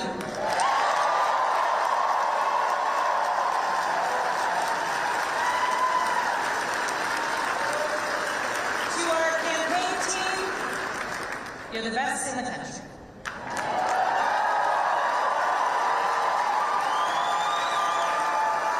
Every single member of our team, every single one of you work tirelessly for the change, the progress, the policies, the connection, and the respect that you want to see in our communities. Thank you for working so hard. Thank you for giving people hope. Thank you for knocking on doors in the sweltering heat. Thank you for showing kindness. Thank you for showing up in every corner of Virginia. Thank you for diving deep on policy. Thank you for capturing moments and the essence of our campaign. Thank you for reaching voters everywhere. And thank you for believing that Virginia could and would send a hopeful and joyful message tonight.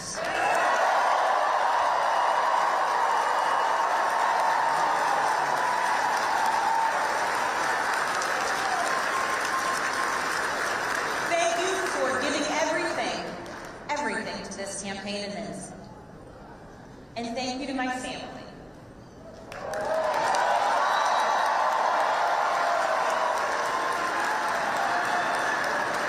To my husband Adam.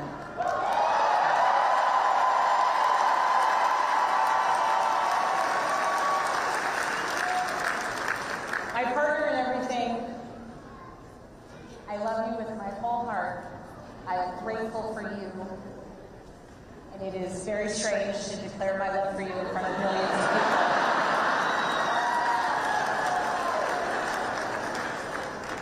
But every adventure we have ever been on has been worth it because you have been by my side.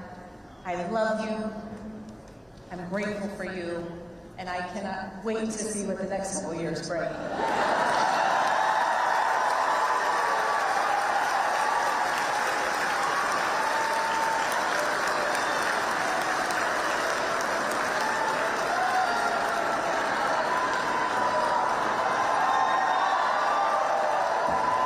To my daughters, Claire, Charlotte, and Catherine, you inspire me and motivate me every single day.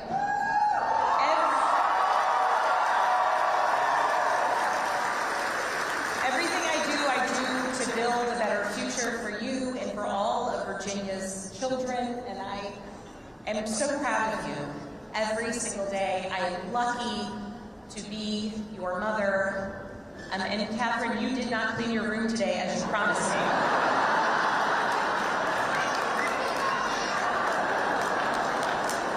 She's working on it. If I was working on it, we wouldn't have won this election, okay?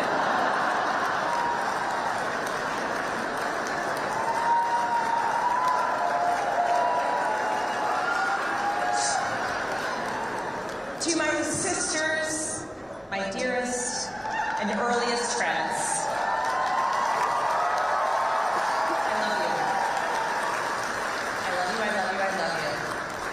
to my friends who have traveled from around the world to be here with me today, thank you. Thank you for making me who I am, and thank you for always believing in me. And to my parents, I love you. Thank you for leading by example every day. And I know that today is a day that you all could have never imagined. But you taught me the importance of service to others and relentless hard work. And Mama, when I think about your life, the time spent in foster care to putting yourself through nursing school and the challenges along the way, you made clear to us that to whom much is given, much is expected.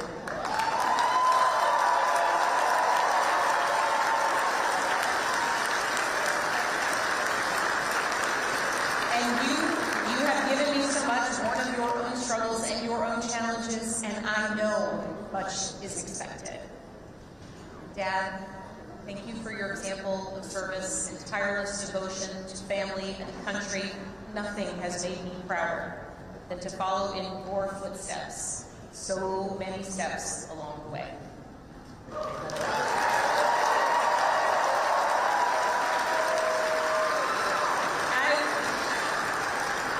I've talked a lot throughout this campaign about the importance of service and how it's shaped my life and my approach to public office, and that all came from my parents.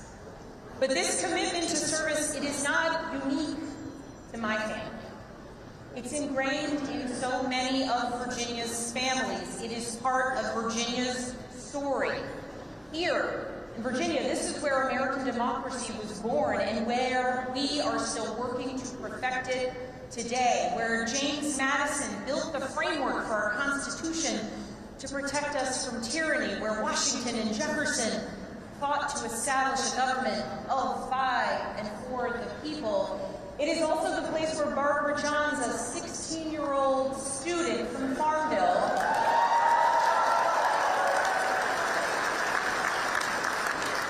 led a walkout of students that became part of the Brown versus the Board of Education case to integrate public schools.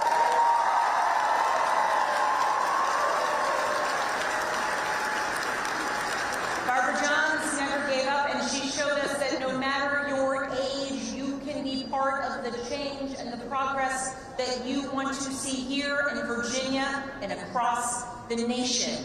We are a nation founded on ideas, but we are a country where it is up to us, the citizens, who must put those ideas into action. It is us, the citizens, who work to make the change and progress and build upon the foundations laid out for so many years. And Virginia, now it is our time to lead.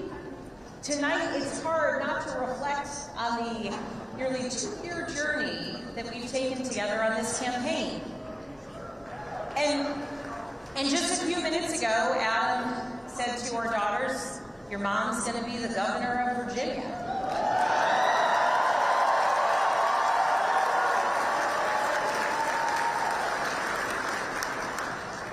And I can guarantee those words have never been spoken in Virginia ever before.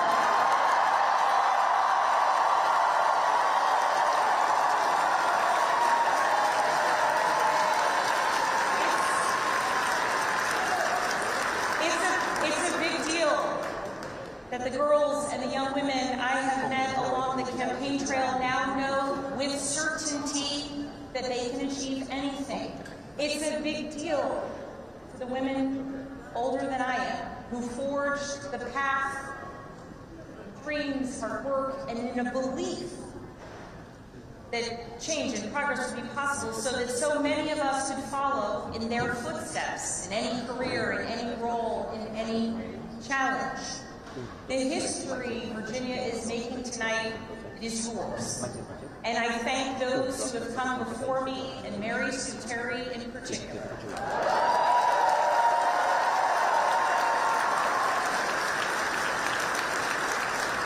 She was the first woman elected statewide in Virginia. And because of her and the continued work of so many, there will be many more women to come for generations to come.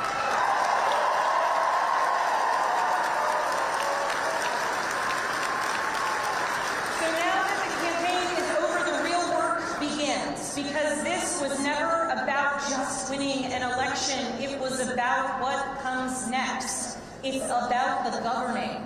Virginia voters made our choice tonight, and that choice was loud and clear. We are going to work to lower costs of renting, buying, or staying in your home. We are going to cut red tape and build homes families can actually afford.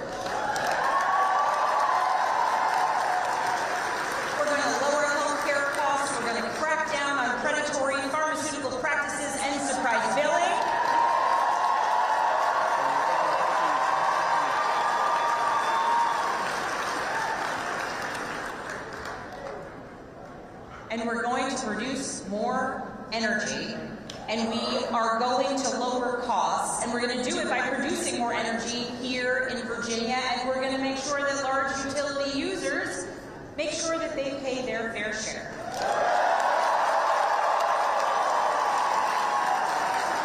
We're going to grow Virginia's economy by investing in apprenticeships and job training of the future. We're going to leverage AI and cutting-edge manufacturing to bring more capital investment into our Commonwealth. We are going to take politics out of our schools. We're going to make sure that teachers are well paid and well respected.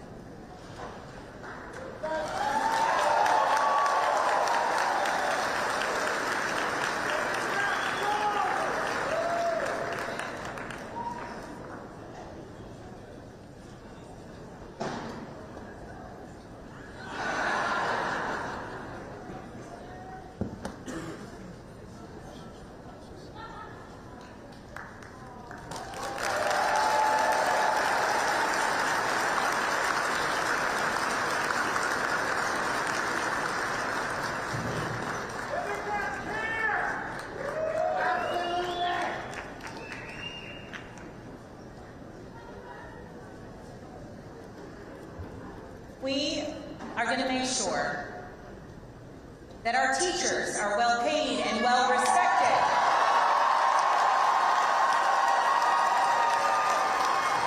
So that our students can focus on actually learning and so that parents know that their children will succeed. And we are going to make our communities safer by providing the training, pay, and support that our law enforcement community needs and deserves.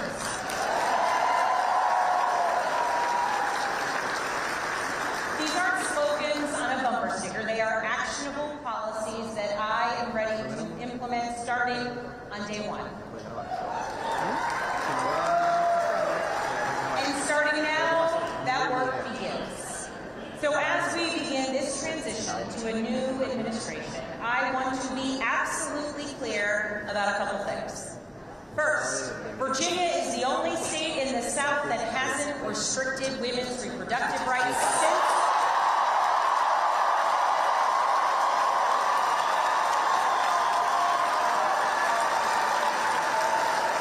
the Dobbs decision, and under my watch, it will stay that way.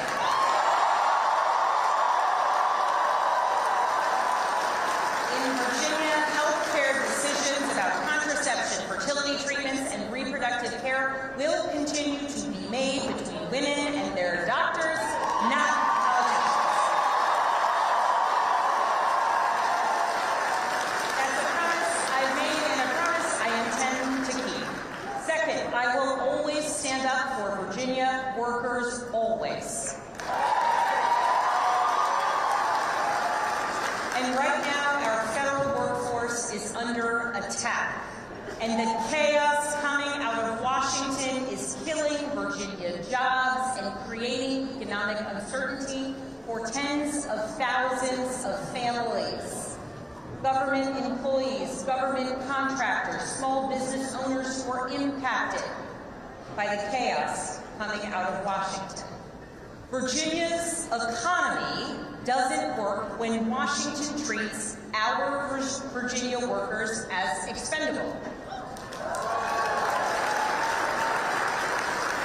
To those who have been impacted by the mass layoffs, by furloughs, by the hardships that you are experiencing, please know that I will direct the full power of the governor's office to support you.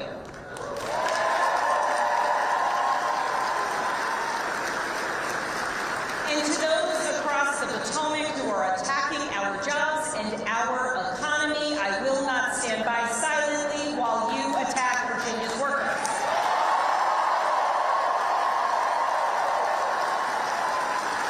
I will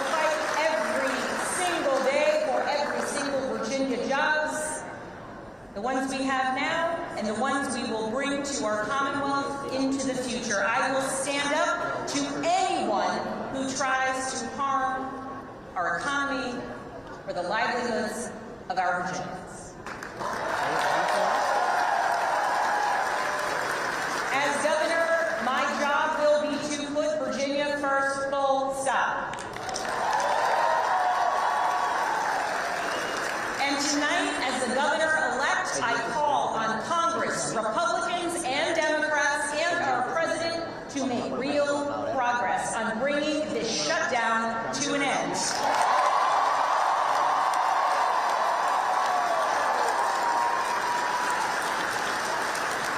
The Virginians, the Americans who work tirelessly for their fellow citizens deserve nothing less. I know we're living in a time filled with chaos. We live in a time marked by uncertainty, and along the way, we do our best to try and explain it to our kids. I know the list of challenges that we are facing is long, but I also know that the only way we're going to solve these problems is by tackling them together. Democrats, Republicans, Independents, all of us, because that embodies the message that we sent tonight. That is what being a Commonwealth is all about, standing united for our future. That is what Virginia is about. So let's show the world what we're made of. Let's get to work. Thank you all so very much.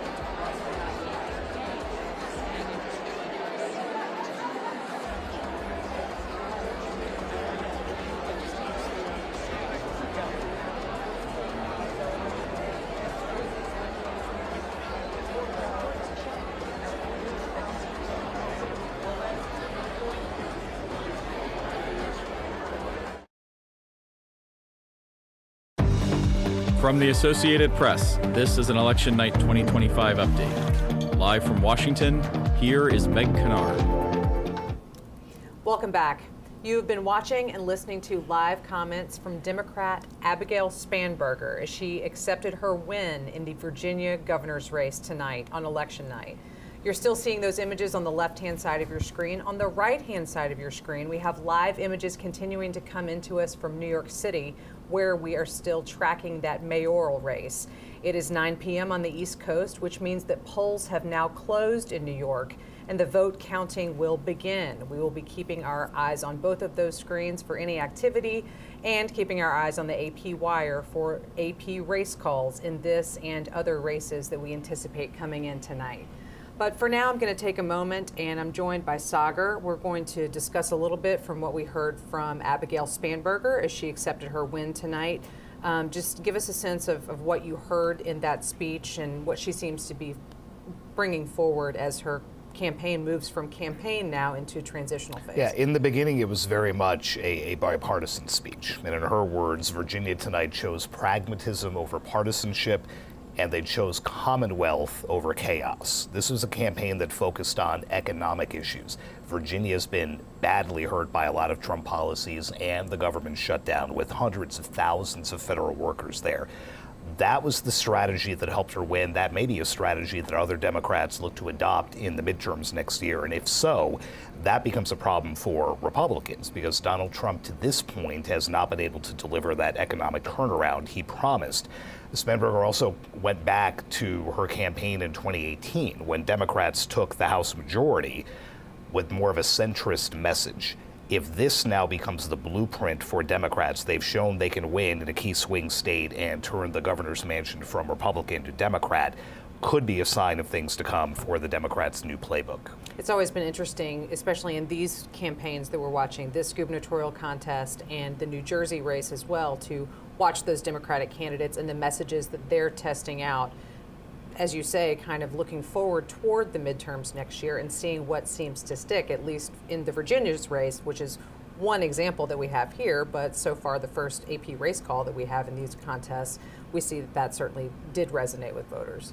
It's a referendum on Trump 2.0 so far, and it's a good start for Democrats if they can pull that off, and if Mikie Sherrill can replicate that in New Jersey and beat another Trump acolyte type, that's a good sign for Democrats and maybe helps them right the ship after all those losses last year and gives them some needed momentum, in their own words, heading into 2026. Certainly they will continue to be thinking about that as they make plans for the midterms next year. Sagar, thank you so much. That's a good transition for us into that other gubernatorial contest that we're following tonight in New Jersey. For that, we are going to be joined again by AP correspondent Mike Sisak, who is following that contest and also taking a look at Republicans overall in tonight's races. Mike, what have you got for us? Good evening, Meg. Yeah, we saw in Virginia the Democrat prevailed over the Republican, and now we wait and see here at Jack Ciattarelli's headquarters. He's the Republican candidate for governor of New Jersey, and his supporters have filed into the room. Polls closed in all but a few precincts in the state around 8 o'clock, right at 8 o'clock, and that's when the supporters started filing in. There was a sense of optimism. We saw people in Make New Jersey Great Again hats, a play on the MAGA theme. We saw people with MAGA designed hats saying Jack for governor. But within the last hour, as we've gone away from the poll close, really a wait-and-see attitude here. We've seen pictures on our screen also of the party that Mikie Sherrill is having. She's the Democrat. A festive mood there. So we are waiting for the results to come in and the results to be counted. And part of the reason for the wait is we're kind of in a little bit of a gridlock situation here that we're used to in the tri-state area. There was an incident earlier in the day where voting was disrupted at some polling places in 7 counties. There was a bomb threat. It was unfounded. Nobody was hurt. At least one arrest was made. But Democrats in Passaic County went to court, petitioned the court to keep voting going in a few polling locations until 9 p.m. So people that may have been disrupted earlier in the day could cast their votes. Now, Passaic County is also where the Justice Department sent election watchers this year. That's a swing county. It's in northern New Jersey, and that's an area where the Trump administration's Justice Department sent people in to make sure there was nothing untoward going on. For now, we are watching and waiting, awaiting that AP race call in this pivotal governor's race. As we mentioned earlier in the show, these races are seen as a bellwether going into the midterm elections in 2026 and the presidential election in 2028. And New Jersey has traditionally gone blue in presidential races. The last Republican to win was George H.W. Bush in 1988. But the governor's office, it flips. Chris Christie was the governor prior to Phil Murphy, the incumbent now. Murphy's a Democrat, Christie was a Republican. So there was hope going into tonight for Jack Ciattarelli, for his supporters here, in part because Ciattarelli has run for governor twice before. He lost a primary the first time around, but he only lost to Phil Murphy in the last cycle by 3 percentage points. And that, along with the support from Donald Trump, the president, and other prominent Republicans, has given a lot of hope to the supporters here, whereas at Mikie Sherrill's campaign headquarters, there's a lot of hope because of the support she's received, namely from former President Barack Obama, who came to New Jersey to campaign on her behalf. Donald Trump did telephone town halls on behalf of Jack Ciattarelli, but did not campaign in New Jersey for him, despite where we are right now, the Bridgewater Marriott, the headquarters for his campaign, a mere 7 miles or so from Trump's Bedminster Golf Course Resort, where he spent some of his summer months. Thank you, Mike, for bringing us all that information from there on the ground in New Jersey. We will be checking back in on that race as we go through this evening. Mike reminds us that polls have been closed for a while there in New Jersey. So we will continue to keep an eye on the AP Wire and on our live updates on apnews.com for incoming information about this race. As you can see now on your screen, we also have live images coming in from Democrat Mikie Sherrill's campaign there in New Jersey for the gubernatorial contest. On the right-hand side of your screen, we continue to have more pictures coming into us live from New York City, where we're following results in that mayoral contest. So, Sagar, as Mike was just reminding us about the campaigning in the closing days of the New Jersey gubernatorial race as it's happened, we saw former President Barack Obama campaigning for the Democratic candidate there, as well as in Virginia, like we talked about before. President Donald Trump mentioning Jack Ciattarelli and doing these teletown hall type events for him, but not spending any time on the ground. In these first round of contests after Trump's return to the White House, kind of the midway point between now and the midterms, can we read anything into the president's decision, or maybe lack of a decision, to really be involved so much in these campaigns? There's been some talk around the White House that he did not want to essentially tie himself to any candidates. There have been other ultra-conservatives, arch-conservatives, who have begged for his support, whom he has backed, and they have in turn lost. And you know how much this president dislikes that. Compared to Winsome Earl-Sears in Virginia, when he didn't even say her name or endorse her, he has been,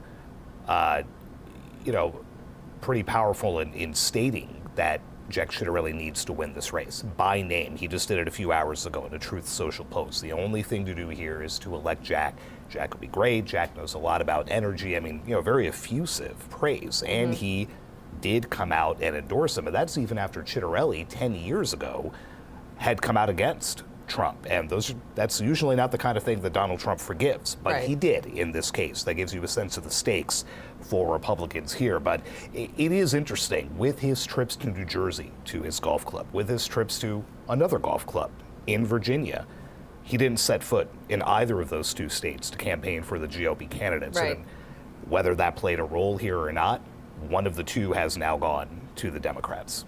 Always interesting to try to telegraph any connections that we can see between what may be happening on a decision-making basis at the top level, and then thinking about how it affects the lives of not only the people who are going to be voting in these contests, but the political reporters like you and me who are going to be watching those midterms very closely. So with this first round of votes and first round of results, I guess that gives us whatever idea we can have at this Plenty point. of fodder for a year. We can look at it that way. Lots of things to think about for those midterm elections, which will be 364 days from today. We will return you now to the live images, those 4 boxes on your screen that you can see still continuing to come in from Mikie Sherrill's campaign rally in New Jersey. She is the Democratic candidate there. Also on the right-hand side of your screen, we see live images from New York, where we continue to follow that marquee contest for tonight, the mayoral race in New York City. We'll be back with you soon.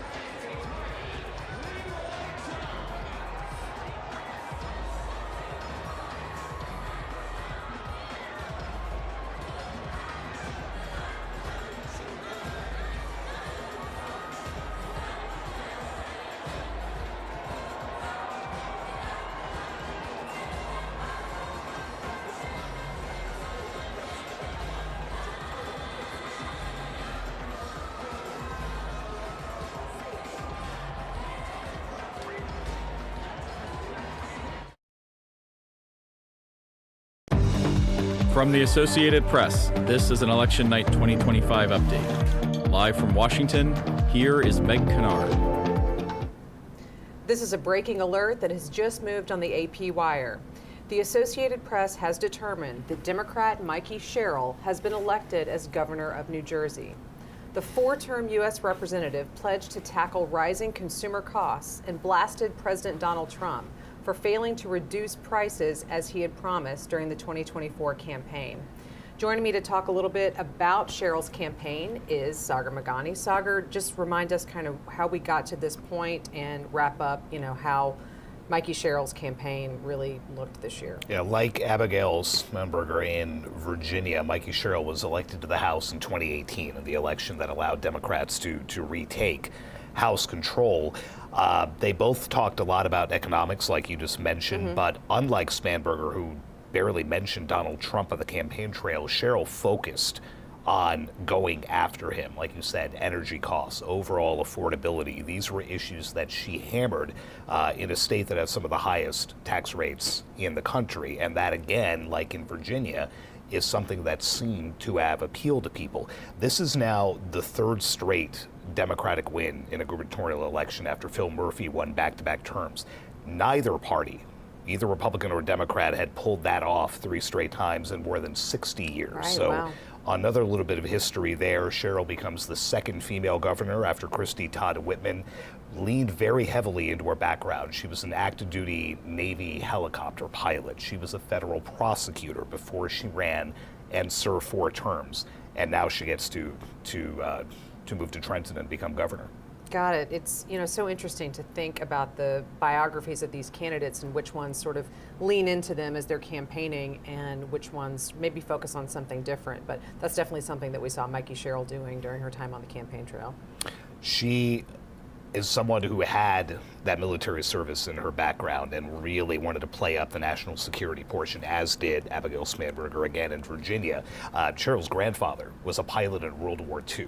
And then she goes on to, again, serve in the Navy for more than 10 years, flying rather large helicopters. So it seems to be a playbook that has worked so far for Democrats, 2 for 2 in the only 2 governor's races so far this year. Right. Thank you so much for that analysis of the Democratic side of things. And now to think about the Republican side of this contest, we are going to go back to Mike Sisak in New Jersey, who has been with Republican Jack Ciattarelli's campaign at their rally site this evening. Mike, give us a sense of what you're seeing and hearing from Republicans in this contest tonight. Yeah, you're seeing on your screens Mikie Sherrill's headquarters, the Democrat that the AP has declared the winner in this race. Lots of jubilation there. Not so much at Jack Ciattarelli's headquarters. He's the Republican who now has lost his 3rd bid to be governor of New Jersey. He lost in a primary 2 cycles ago, lost to Phil Murphy, the incumbent now, by 3 percentage points back in 2021, and has now lost to Mikie Sherrill in this race. We have not heard yet from Jack Ciattarelli. He is expected to speak at some point tonight at his headquarters here in Bridgewater, New Jersey. But already you have some glum faces in the crowd, people checking their phones, refreshing results, looking at the race call from the AP and other news organizations. And you have what was initially a festive mood turning quite dour. People still trying to make the most of it, conversing with friends, having some drinks, and waiting to hear from Jack Ciattarelli. Also, inevitably, the questions start to come out about what went wrong. We've seen on social media already people questioning the strategy of President Donald Trump not to campaign for Jack Ciattarelli in New Jersey, while others have pointed out that Ciattarelli has struck out twice before in his campaigns for governor, and that maybe this wasn't so much a referendum on President Donald Trump, but really a referendum on the candidates in this race. And as you mentioned, Mikie Sherrill is popular. She has been elected to Congress several times, and she flipped a Republican stronghold when she won that race in 2018. And as you mentioned as well, playing up her military background, and in this race, unlike in Virginia, really making Donald Trump a character in it, going on the attack, mentioning how he, in her words, drove up the cost of living, and also has made decisions that affect New Jersey residents and New Jersey commuters. In the last few weeks, she made a focal point of her campaign the president's decision to freeze funding for the tunnel repairs and renovations going on, the commuter tunnels that link New Jersey and Manhattan. That has been a project that has been going on for many, many years. Former Republican Governor Chris Christie at one point froze funding for that same project before former President Joe Biden kickstarted it. And now it is yet another political football or political chip that Mikie Sherrill seized on in these final weeks of the campaign. We expect to hear from Jack Ciattarelli at some point. We also expect to hear from Mikie Sherrill at her headquarters. But for now, the watching and waiting has turned into the what happened once again for Jack Ciattarelli. Mike, thank you so much for that reporting on the ground there from Jack Ciattarelli's campaign headquarters tonight. We will continue to keep our eye on video coming in from that event, as well as Mikie Sherrill's headquarters. If either candidate comes out to speak, we'll be bringing you those comments live. On the right-hand side of your screen, you're continuing to see live images coming in from New York City, where we continue to monitor events for candidates in that race and continue to await an AP race call. If any of those circumstances change, we will be bringing you that information as soon as it comes into us. But for now, we'll return you to these live images from New Jersey on your left and New York City on your right. Back with you soon.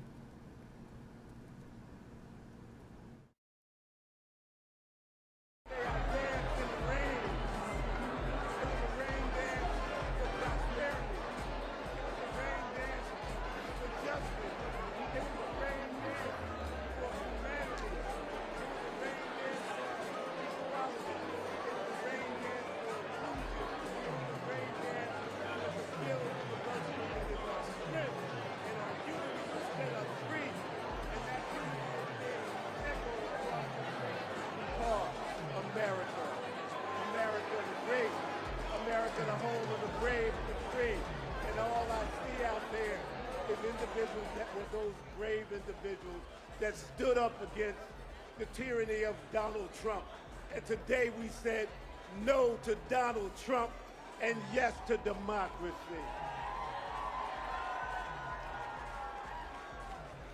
Now, I'm not using a teleprompter. This is all from the heart. Because I believe in all of you. And if you believe in us and you believe in our party, let not be tonight be the only night that we celebrate. Let tonight be the foundation of what we're about to build tomorrow. And we're going to stay on that course. We're going to build this party. We're going to be inclusive. We're going to listen to the voices that people have out there. We're going to listen to opinions. We are not going to dictate to you what we think you know. We're going to ask you what you need from us. That is how this Democratic Party is going to work. That is what got Mikie elected tonight. That's what will set us free on a course to taking back what belongs to the people of this great nation. That is our House of Representatives and the United States government. But we're going to start right here in New Jersey. So this young man from East Orange, New Jersey, that probably shouldn't be on this stage based on what I look like, based on what my zip code is, based on where I'm from. Guess what? We are here. And that speaks volumes across this great state.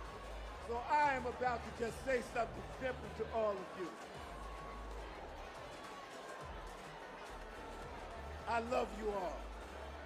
I love you all. What was done here tonight was something that was ordained by God.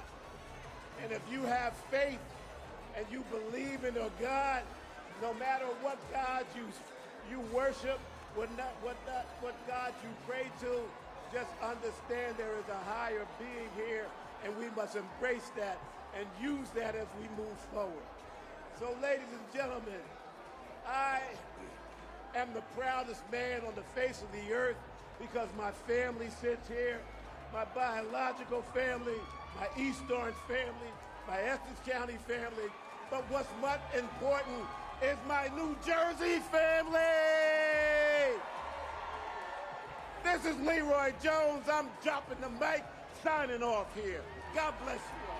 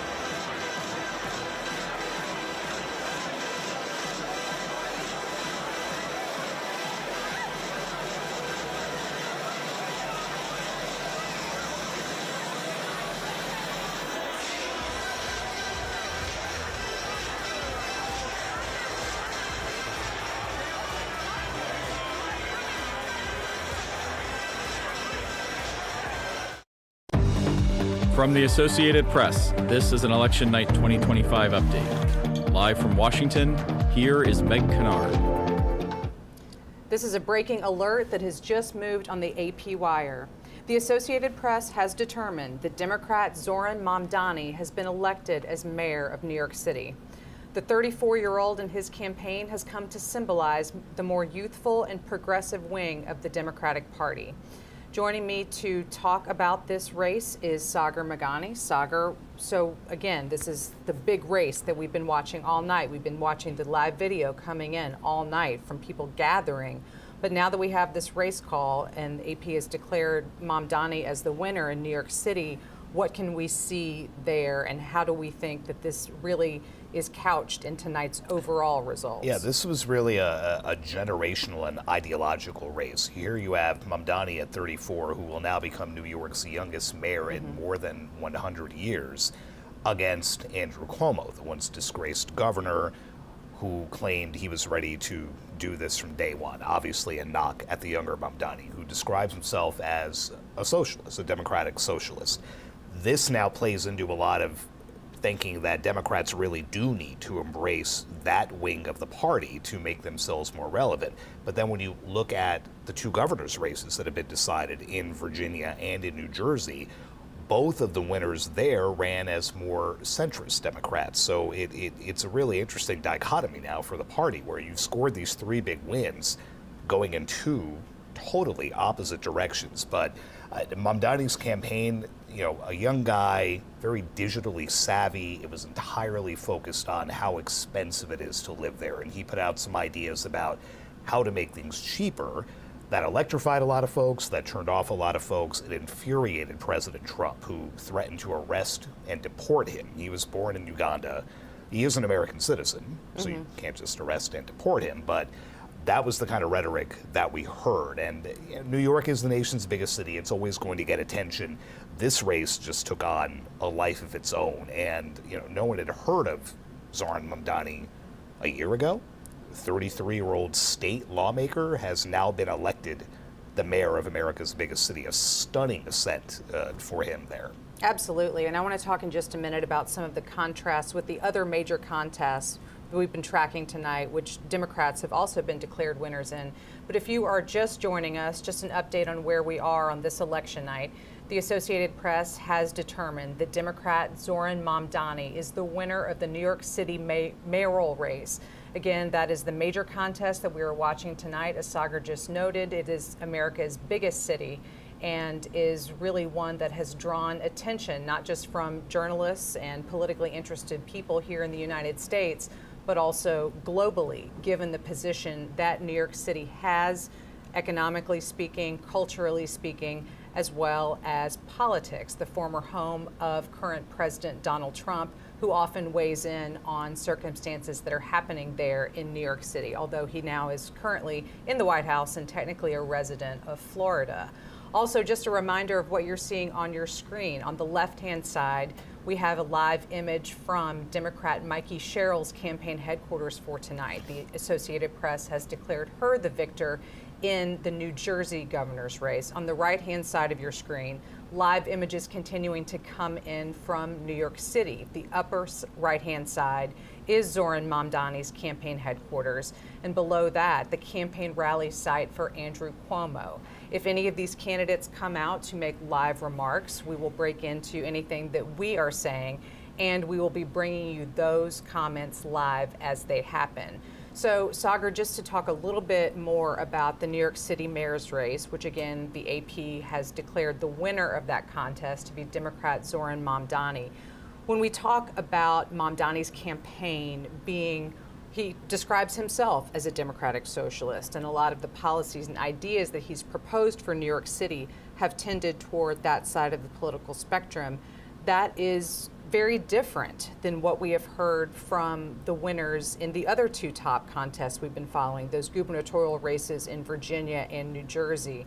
So can we read anything into writ large how Democrats are feeling if we're hearing from these more centrist Democrats winning these governor's races, but yet the further left candidate winning in New York City? Or is it just New York City is its own animal, its own space? We should not really try to compare apples to oranges. So I think you can see that both ways, and it's an interesting debate now that the Democrats will have to have. They came into tonight, again, still licking wounds from a year ago. They lost the White House, they lost the Senate, they lost the House. They've made themselves relevant again. The three big elections we've been talking about tonight, they swept them. They won all three, but again, with two diametrically different approaches. So what does the party do? Does this, further embolden that progressive wing, like Mamdani, like AOC, Bernie Sanders, folks like that? Both of whom we saw campaigning with him. Exactly. Right. Both of whom were on the campaign trail with him. Or you have the more centrist, more moderate ones who worry that some of the policies that Mamdani put out about raising taxes on the rich, about making city buses free, about making free child care, things like that, they worry that as they try to broaden the party's appeal to a bigger swath of America, if the focus is on that kind of thing that some even Democrats will say is way too far left, where does that leave you going into the midterm? So I think they have to be feeling good about all three, but now the party elders will have to have that debate. Both of those approaches worked. Which one works better 364 days from now when they try to take the House back? It's that constant conversation about candidate quality that we've already seen. I've seen it tonight on social media already starting to happen for the midterm. So we will keep an eye on that. Thank you so much for walking us through all of that stuff. We are now, though, going to go back to New York City, where we have Philip Crowther joining us again live from Zoran Mamdani's campaign night headquarters. Philip, what can you tell us about what's happening there? What are you hearing from people as they celebrate this win for Mamdani? Yeah, you won't be surprised to hear that it's very much a party atmosphere here now. We're in downtown Brooklyn at the Paramount Theater, and I can actually see people only just walking in. They were kept outside, standing in line for quite a long time. So some of the people who are entering now to celebrate this victory of Zoran Mamdani to become the next mayor of New York City, they are getting the news as they walk into the theater here. Of course, we're seeing a lot of people celebrating right now. Not necessarily surprised, of course, because Zoran Mamdani was very much the front runner in most of the polls ahead of today's election day here. It's also worth mentioning that a really large amount of New York City voters went out to vote in the end. In fact, the highest number of voters for a New York City mayoral election in 30 years this time around. Very much a race that captured the imagination of New Yorkers, and that also got a lot of interest from the national media, from the international media. Very much a story that has been followed throughout the world, this one. A lot of journalists here, of course, and among them is Tara Palmieri. She's the host of the Tara Palmieri Show on YouTube. Thank you very much for joining us again, Tara. Thanks for having me. Now, it's time for us now to digest this news now. It's not a surprise that Zoran Mamdani is now projected to become the next mayor of New York City. But what is your initial reaction? Does it take you back a few months to that moment when it looked like it was very improbable that he could become mayor of this city? I mean, it was such a dramatic upset. That primary, he beat Andrew Cuomo by 13 points. And I think that really rocked the Democratic establishment. And they've all been bracing for this moment right now. And what they want to see is how decisive that win ends up being as it shakes out. Right now, he's about 10 points ahead of Andrew Cuomo, but he wants to go into this mandate with over 50%. And he wants to show overwhelming support when he pushes for these really progressive programs. When he goes to Albany, state capital, and he asks to help him fund, universal child care, universal free busing. I mean, he said that he wants to raise taxes on the wealthy and corporations. He can't do that. It's the governor, Kathy Hochul. There are city-run grocery stores. There are a number of things that he really wants to do, but he needs to have that political mandate to do that. And so while everyone is so excited here, I mean, what he represents, 34-year-old, Muslim, South Asian, New Yorker, literally started the race at 0%, whereas Andrew Cuomo started as a former governor, son of a former governor, former HUD, official in the Clinton administration, entitled, I would say, but dynasty. And for a very long time, the presumed frontrunner, he had the donors behind him, he had the real estate community, and to see Zoran Mamdani not only beat him, but overwhelmingly by what looks like it may be double digits. We'll have to say and keep close eye. And again, it's called so quickly, within an hour of the polls closing. It's really telling, and I think it reflects a moment right now in the Democratic Party where the base is overwhelmingly rejecting the establishment. Andrew Cuomo represents the Democratic establishment. He was the candidate picked by the establishment. And we have, the establishment players. Chuck Schumer, the Senate Minority Leader, has not endorsed. Hakeem Jeffries, the Minority Leader, has quietly endorsed. And then, Kathy Hochul is the governor and knows that her re-election in a year will depend very much on winning the support of the city. She's endorsed, but she's a center-left Democrat. And I think there are just a lot of questions about what this progressive populist movement, as Mamdani calls it, democratic socialism, which a lot of people are still wrapping their heads around. What does that even mean, right? What does that mean for the party? Can that exist in New York City and Ohio? How does the party separate itself in the midterm elections in a year from now? Is he just going to become the poster boy for the Democratic Party that the Republicans will use as a foil? Will President Trump target him in his, in his ICE initiatives and his anti-immigration initiatives? Then there are the clashes over Israel, and there's just so much tension. There's going to be so much clashes to come. This is going to be an administration to watch. A lot of his progressive policies are not that different than Bill de Blasio's. but he has soaked forward about what he represents, and he's got big dreams and a big agenda, and we'll see if he's able to do it. As we stand here, we expect the next thing to happen here, of course, is for Zoran Mamdani, the projected next mayor of New York City, to actually take the stage and give what is going to be his victory speech.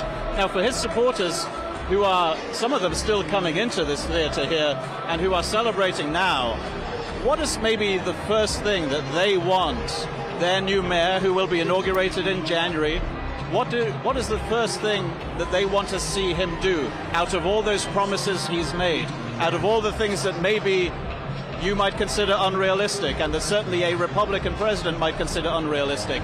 Free buses, free childcare. Which one of those is the absolute priority for his voters, do you think? I forgot to mention rent freezes. And I think a lot of people would agree with Jimmy McMillan, the former mayoral and presidential candidate. The rent is too damn high in New York City. It is astonishingly high.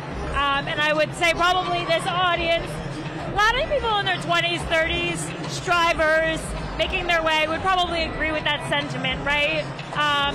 They're not likely to be, the Wall Street hedge fund types, dynasty families that can afford to live in a New York City that seems to be increasingly only made for them. So he's got some hurdles because the real estate board decides if you can freeze rent-stabilized apartments. Eric Adams could stack the board in the favor of keeping it exactly the way it is right now, but in a few years he'll be able to choose his own board. So we might have to wait for that for a few, years. I think he's very close to already universal childcare because Bill de Blasio started with pre-K, universal pre-K, 3K in a lot of places. I don't think he's very far away. By the way, I see AOC up there. She is in the balcony, there we go, in the VIP section. AOC being Representative Alexandria Ocasio-Cortez of New York. She's right up there. One. So I saw Cynthia Nixon earlier. She's another populist, progressive star in the party right behind us over there, Hassan Piker. But yeah, I think there's the universal busing. I mean, it costs about $800 million a year, but in a $20 billion per year budget, not like that much money, Some have pointed out that they've been able to give subsidies to Elon Musk bigger than that, so maybe there's some private-public partnerships. I think he's certainly going to need to build some inroads with the police community. I mean, there's no doubt that his rhetoric on defund the police is going to be an issue.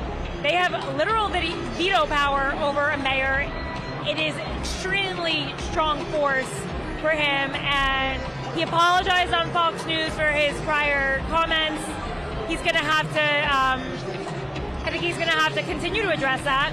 And keeping Jessica Tisch, the current police commissioner, on, I think is a really good first step to show that he respects the force and the moderation that they want. And I think there's, he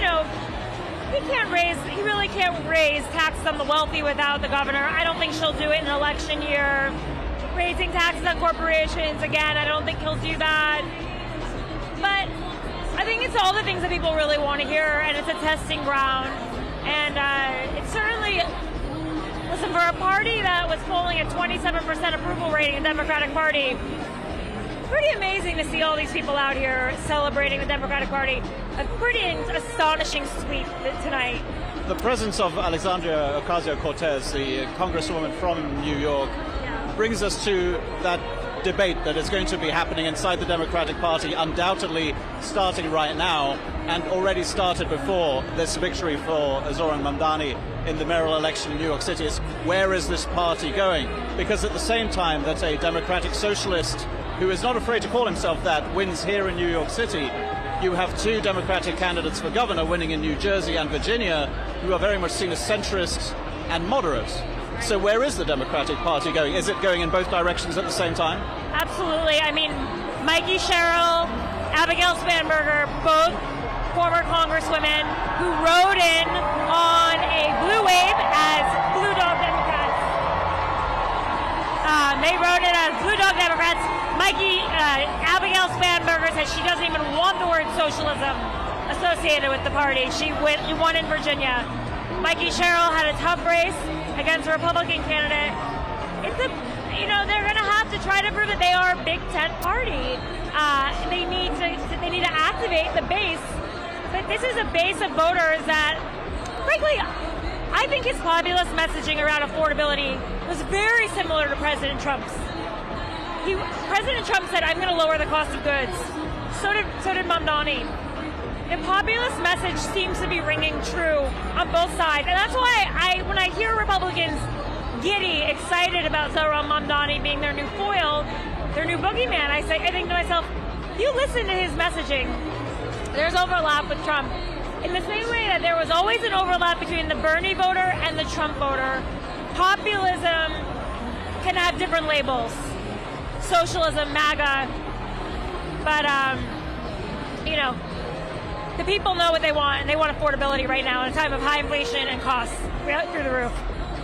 Well, we'll have plenty more to digest when it comes to the results of this mayoral election here in New York City, but also the results from the governor's races in Virginia and in New Jersey. Tara Palmieri from the Tara Palmieri Show on YouTube, thank you very much for joining us, and we'll be talking again a little bit later. What we're expecting now, of course, is the next logical step. That is the presence of Zoran Mamdani. It's still the 34-year-old member of the New York City Assembly who has just been elected mayor of New York City. He is, of course, now expected to take the stage that you can see behind me. His supporters now here present in their, well, at least hundreds, possibly a few thousand. We expect them to listen to his victory speech pretty soon indeed, and we'll, of course, bring that to you live.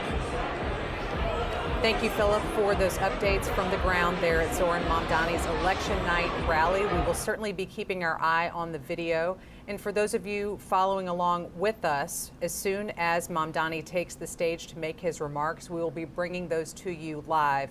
So make sure to keep an eye on the 4 boxes that you see on your screen. Mamdani. And then also, we were awaiting comments from Mikie Sherrill, recently declared the winner of the New Jersey governor's race. So we will also bring you those comments if we see them, but also Mamdani, awaiting him, expecting him to speak to supporters relatively soon. On your screen, we'll be leaving you with images coming into us from Denver, where votes in that state of Colorado are being counted this evening. We will bring you any news and updated AP race calls as we get them. But for now, we will return you to these live images. Thank you. See you soon.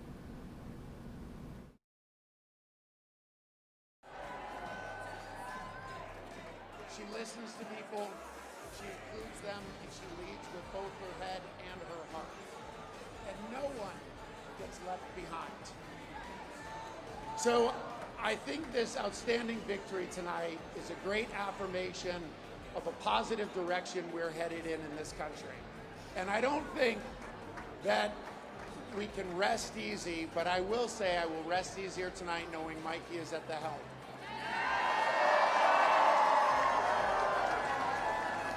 All right, New Jersey, so let's get excited, let's get inspired, and let's get loud.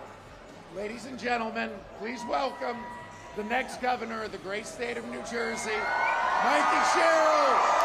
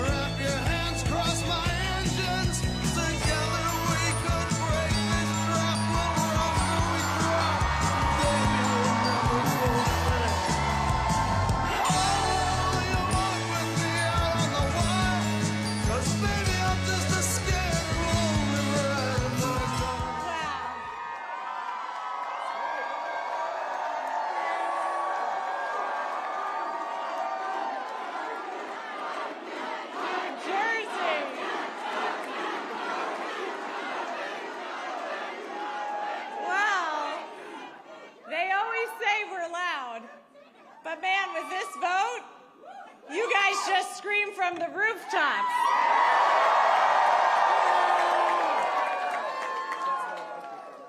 And people around the country have heard you. I hear you too. This was a tough fight, and this is a tough state. But I know you, New Jersey, and I love you. I've fought for you. I've spoken with thousands of you over this last year. I know your struggles. I know your hopes. I know your dreams. So serving you is worth any tough fight I have to take on, and I am incredibly honored to be your next governor.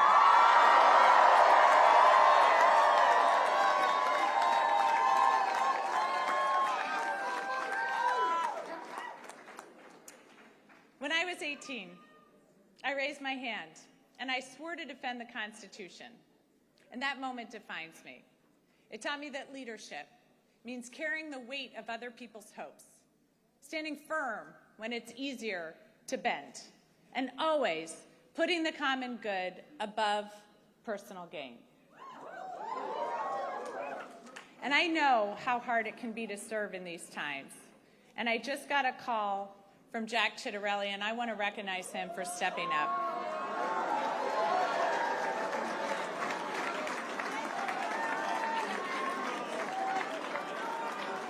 And all of you know, I love our history, and our state motto has always stuck with me.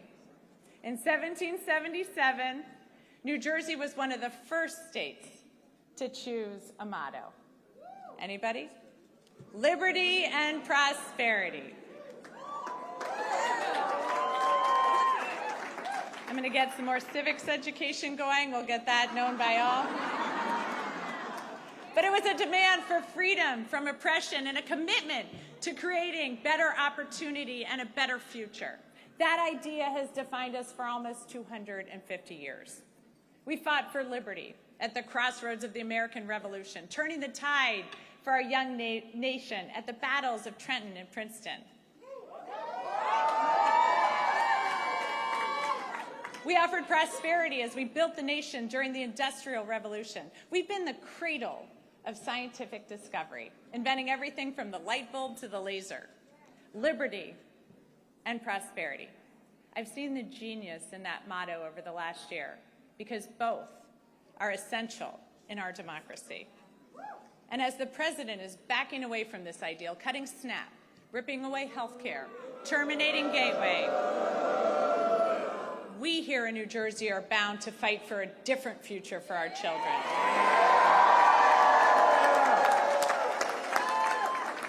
We see how clearly important liberty is. We know that no one in our great state is safe when our neighbors are targeted, ignoring the law and the Constitution. But prosperity is equally essential. Liberty alone is not enough if the government makes it impossible for you to feed your family, to get a good education, or to get a good job. So in this country, that shouldn't be too much to ask. But right now, all of it seems at risk. Governors have never mattered more.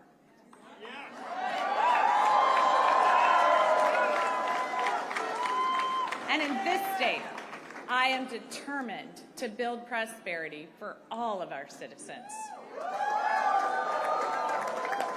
And I've heard from thousands of you about what liberty and prosperity mean to you, what it's going to take for your family to thrive. So I hear you, Newark. I'm going to work with communities from the ground up so all of our neighbors thrive.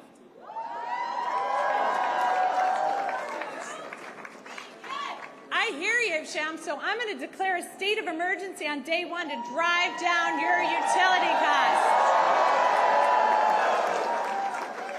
I hear you, Westfield, so I'm going to make sure our kids are safe online and schools have the resources they need to address the mental health crisis.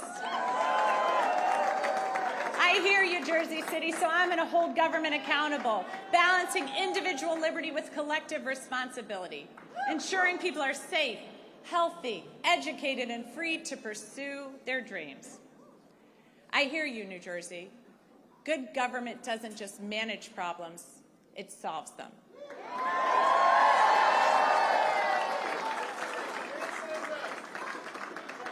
So I'm going to continue to listen and work with you to move our state forward, because I have learned so much as I've traveled our state. Our innovations, our businesses, our inventors and entrepreneurs have amazed me, but it's the people that have left the biggest mark, especially those who are fighting for prosperity for their entire communities. I was moved during my block walk in Trenton with Shanique as she spoke so passionately about the promise of her city and her neighbors despite the challenges. I love the group of young men from Monroe who've been hard at work on this campaign. They want a seat at the table and they're ready to fight for their future. The little girls who come up to me to say that they're going to be a governor or they're going to be a president. It reminds me of my own belief that anything was possible. Akeem's team, who worked their butts off,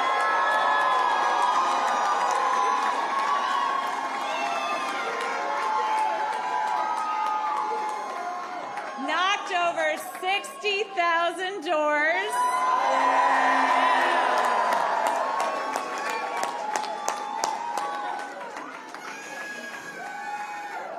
Akeem told me these are not the kids who will succeed in Trump's vision of this country, but they will in mine. The men and women in labor.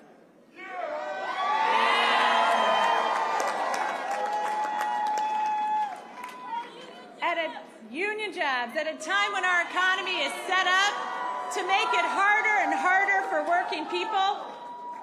You know what? They don't just fight for their brothers and sisters in labor. They fight for all of us.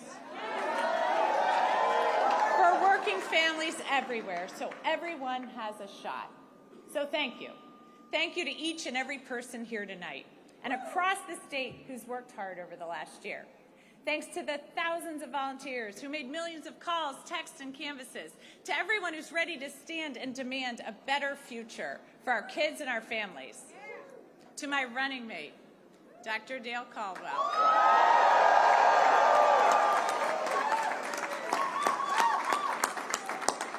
You've already served our state so well, and I'm proud to have you by my side as we embark upon this new chapter for New Jersey. To my team, who put together a campaign the likes of this state has never seen, and helped in our efforts to create a great future for New Jersey. And thanks to my family,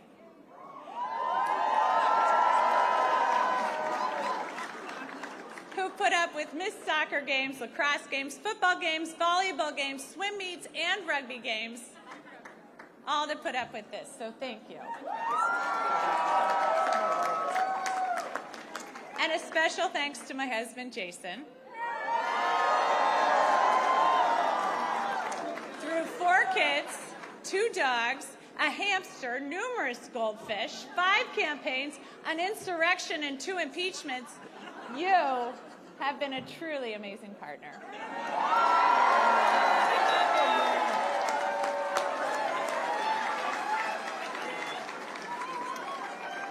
So thank you to everyone who's joined me in fighting for a better future.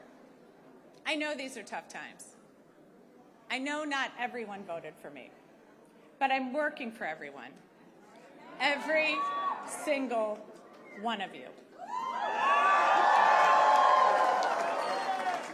When we all do better, we all do better. So tomorrow begins a new day. And at each new day in New Jersey, the sun rises over the Statue of Liberty, a daily reminder of her promise. Give me your tired, your poor, your huddled masses yearning to breathe free.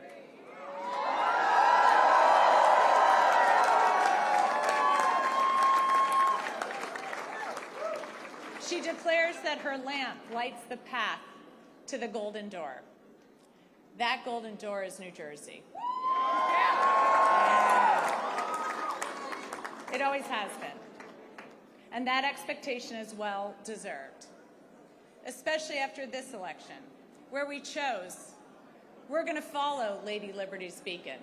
We're not going to give in to our darker impulses. Here in New Jersey, we know that this nation has not ever been, nor will it ever be, ruled by kings.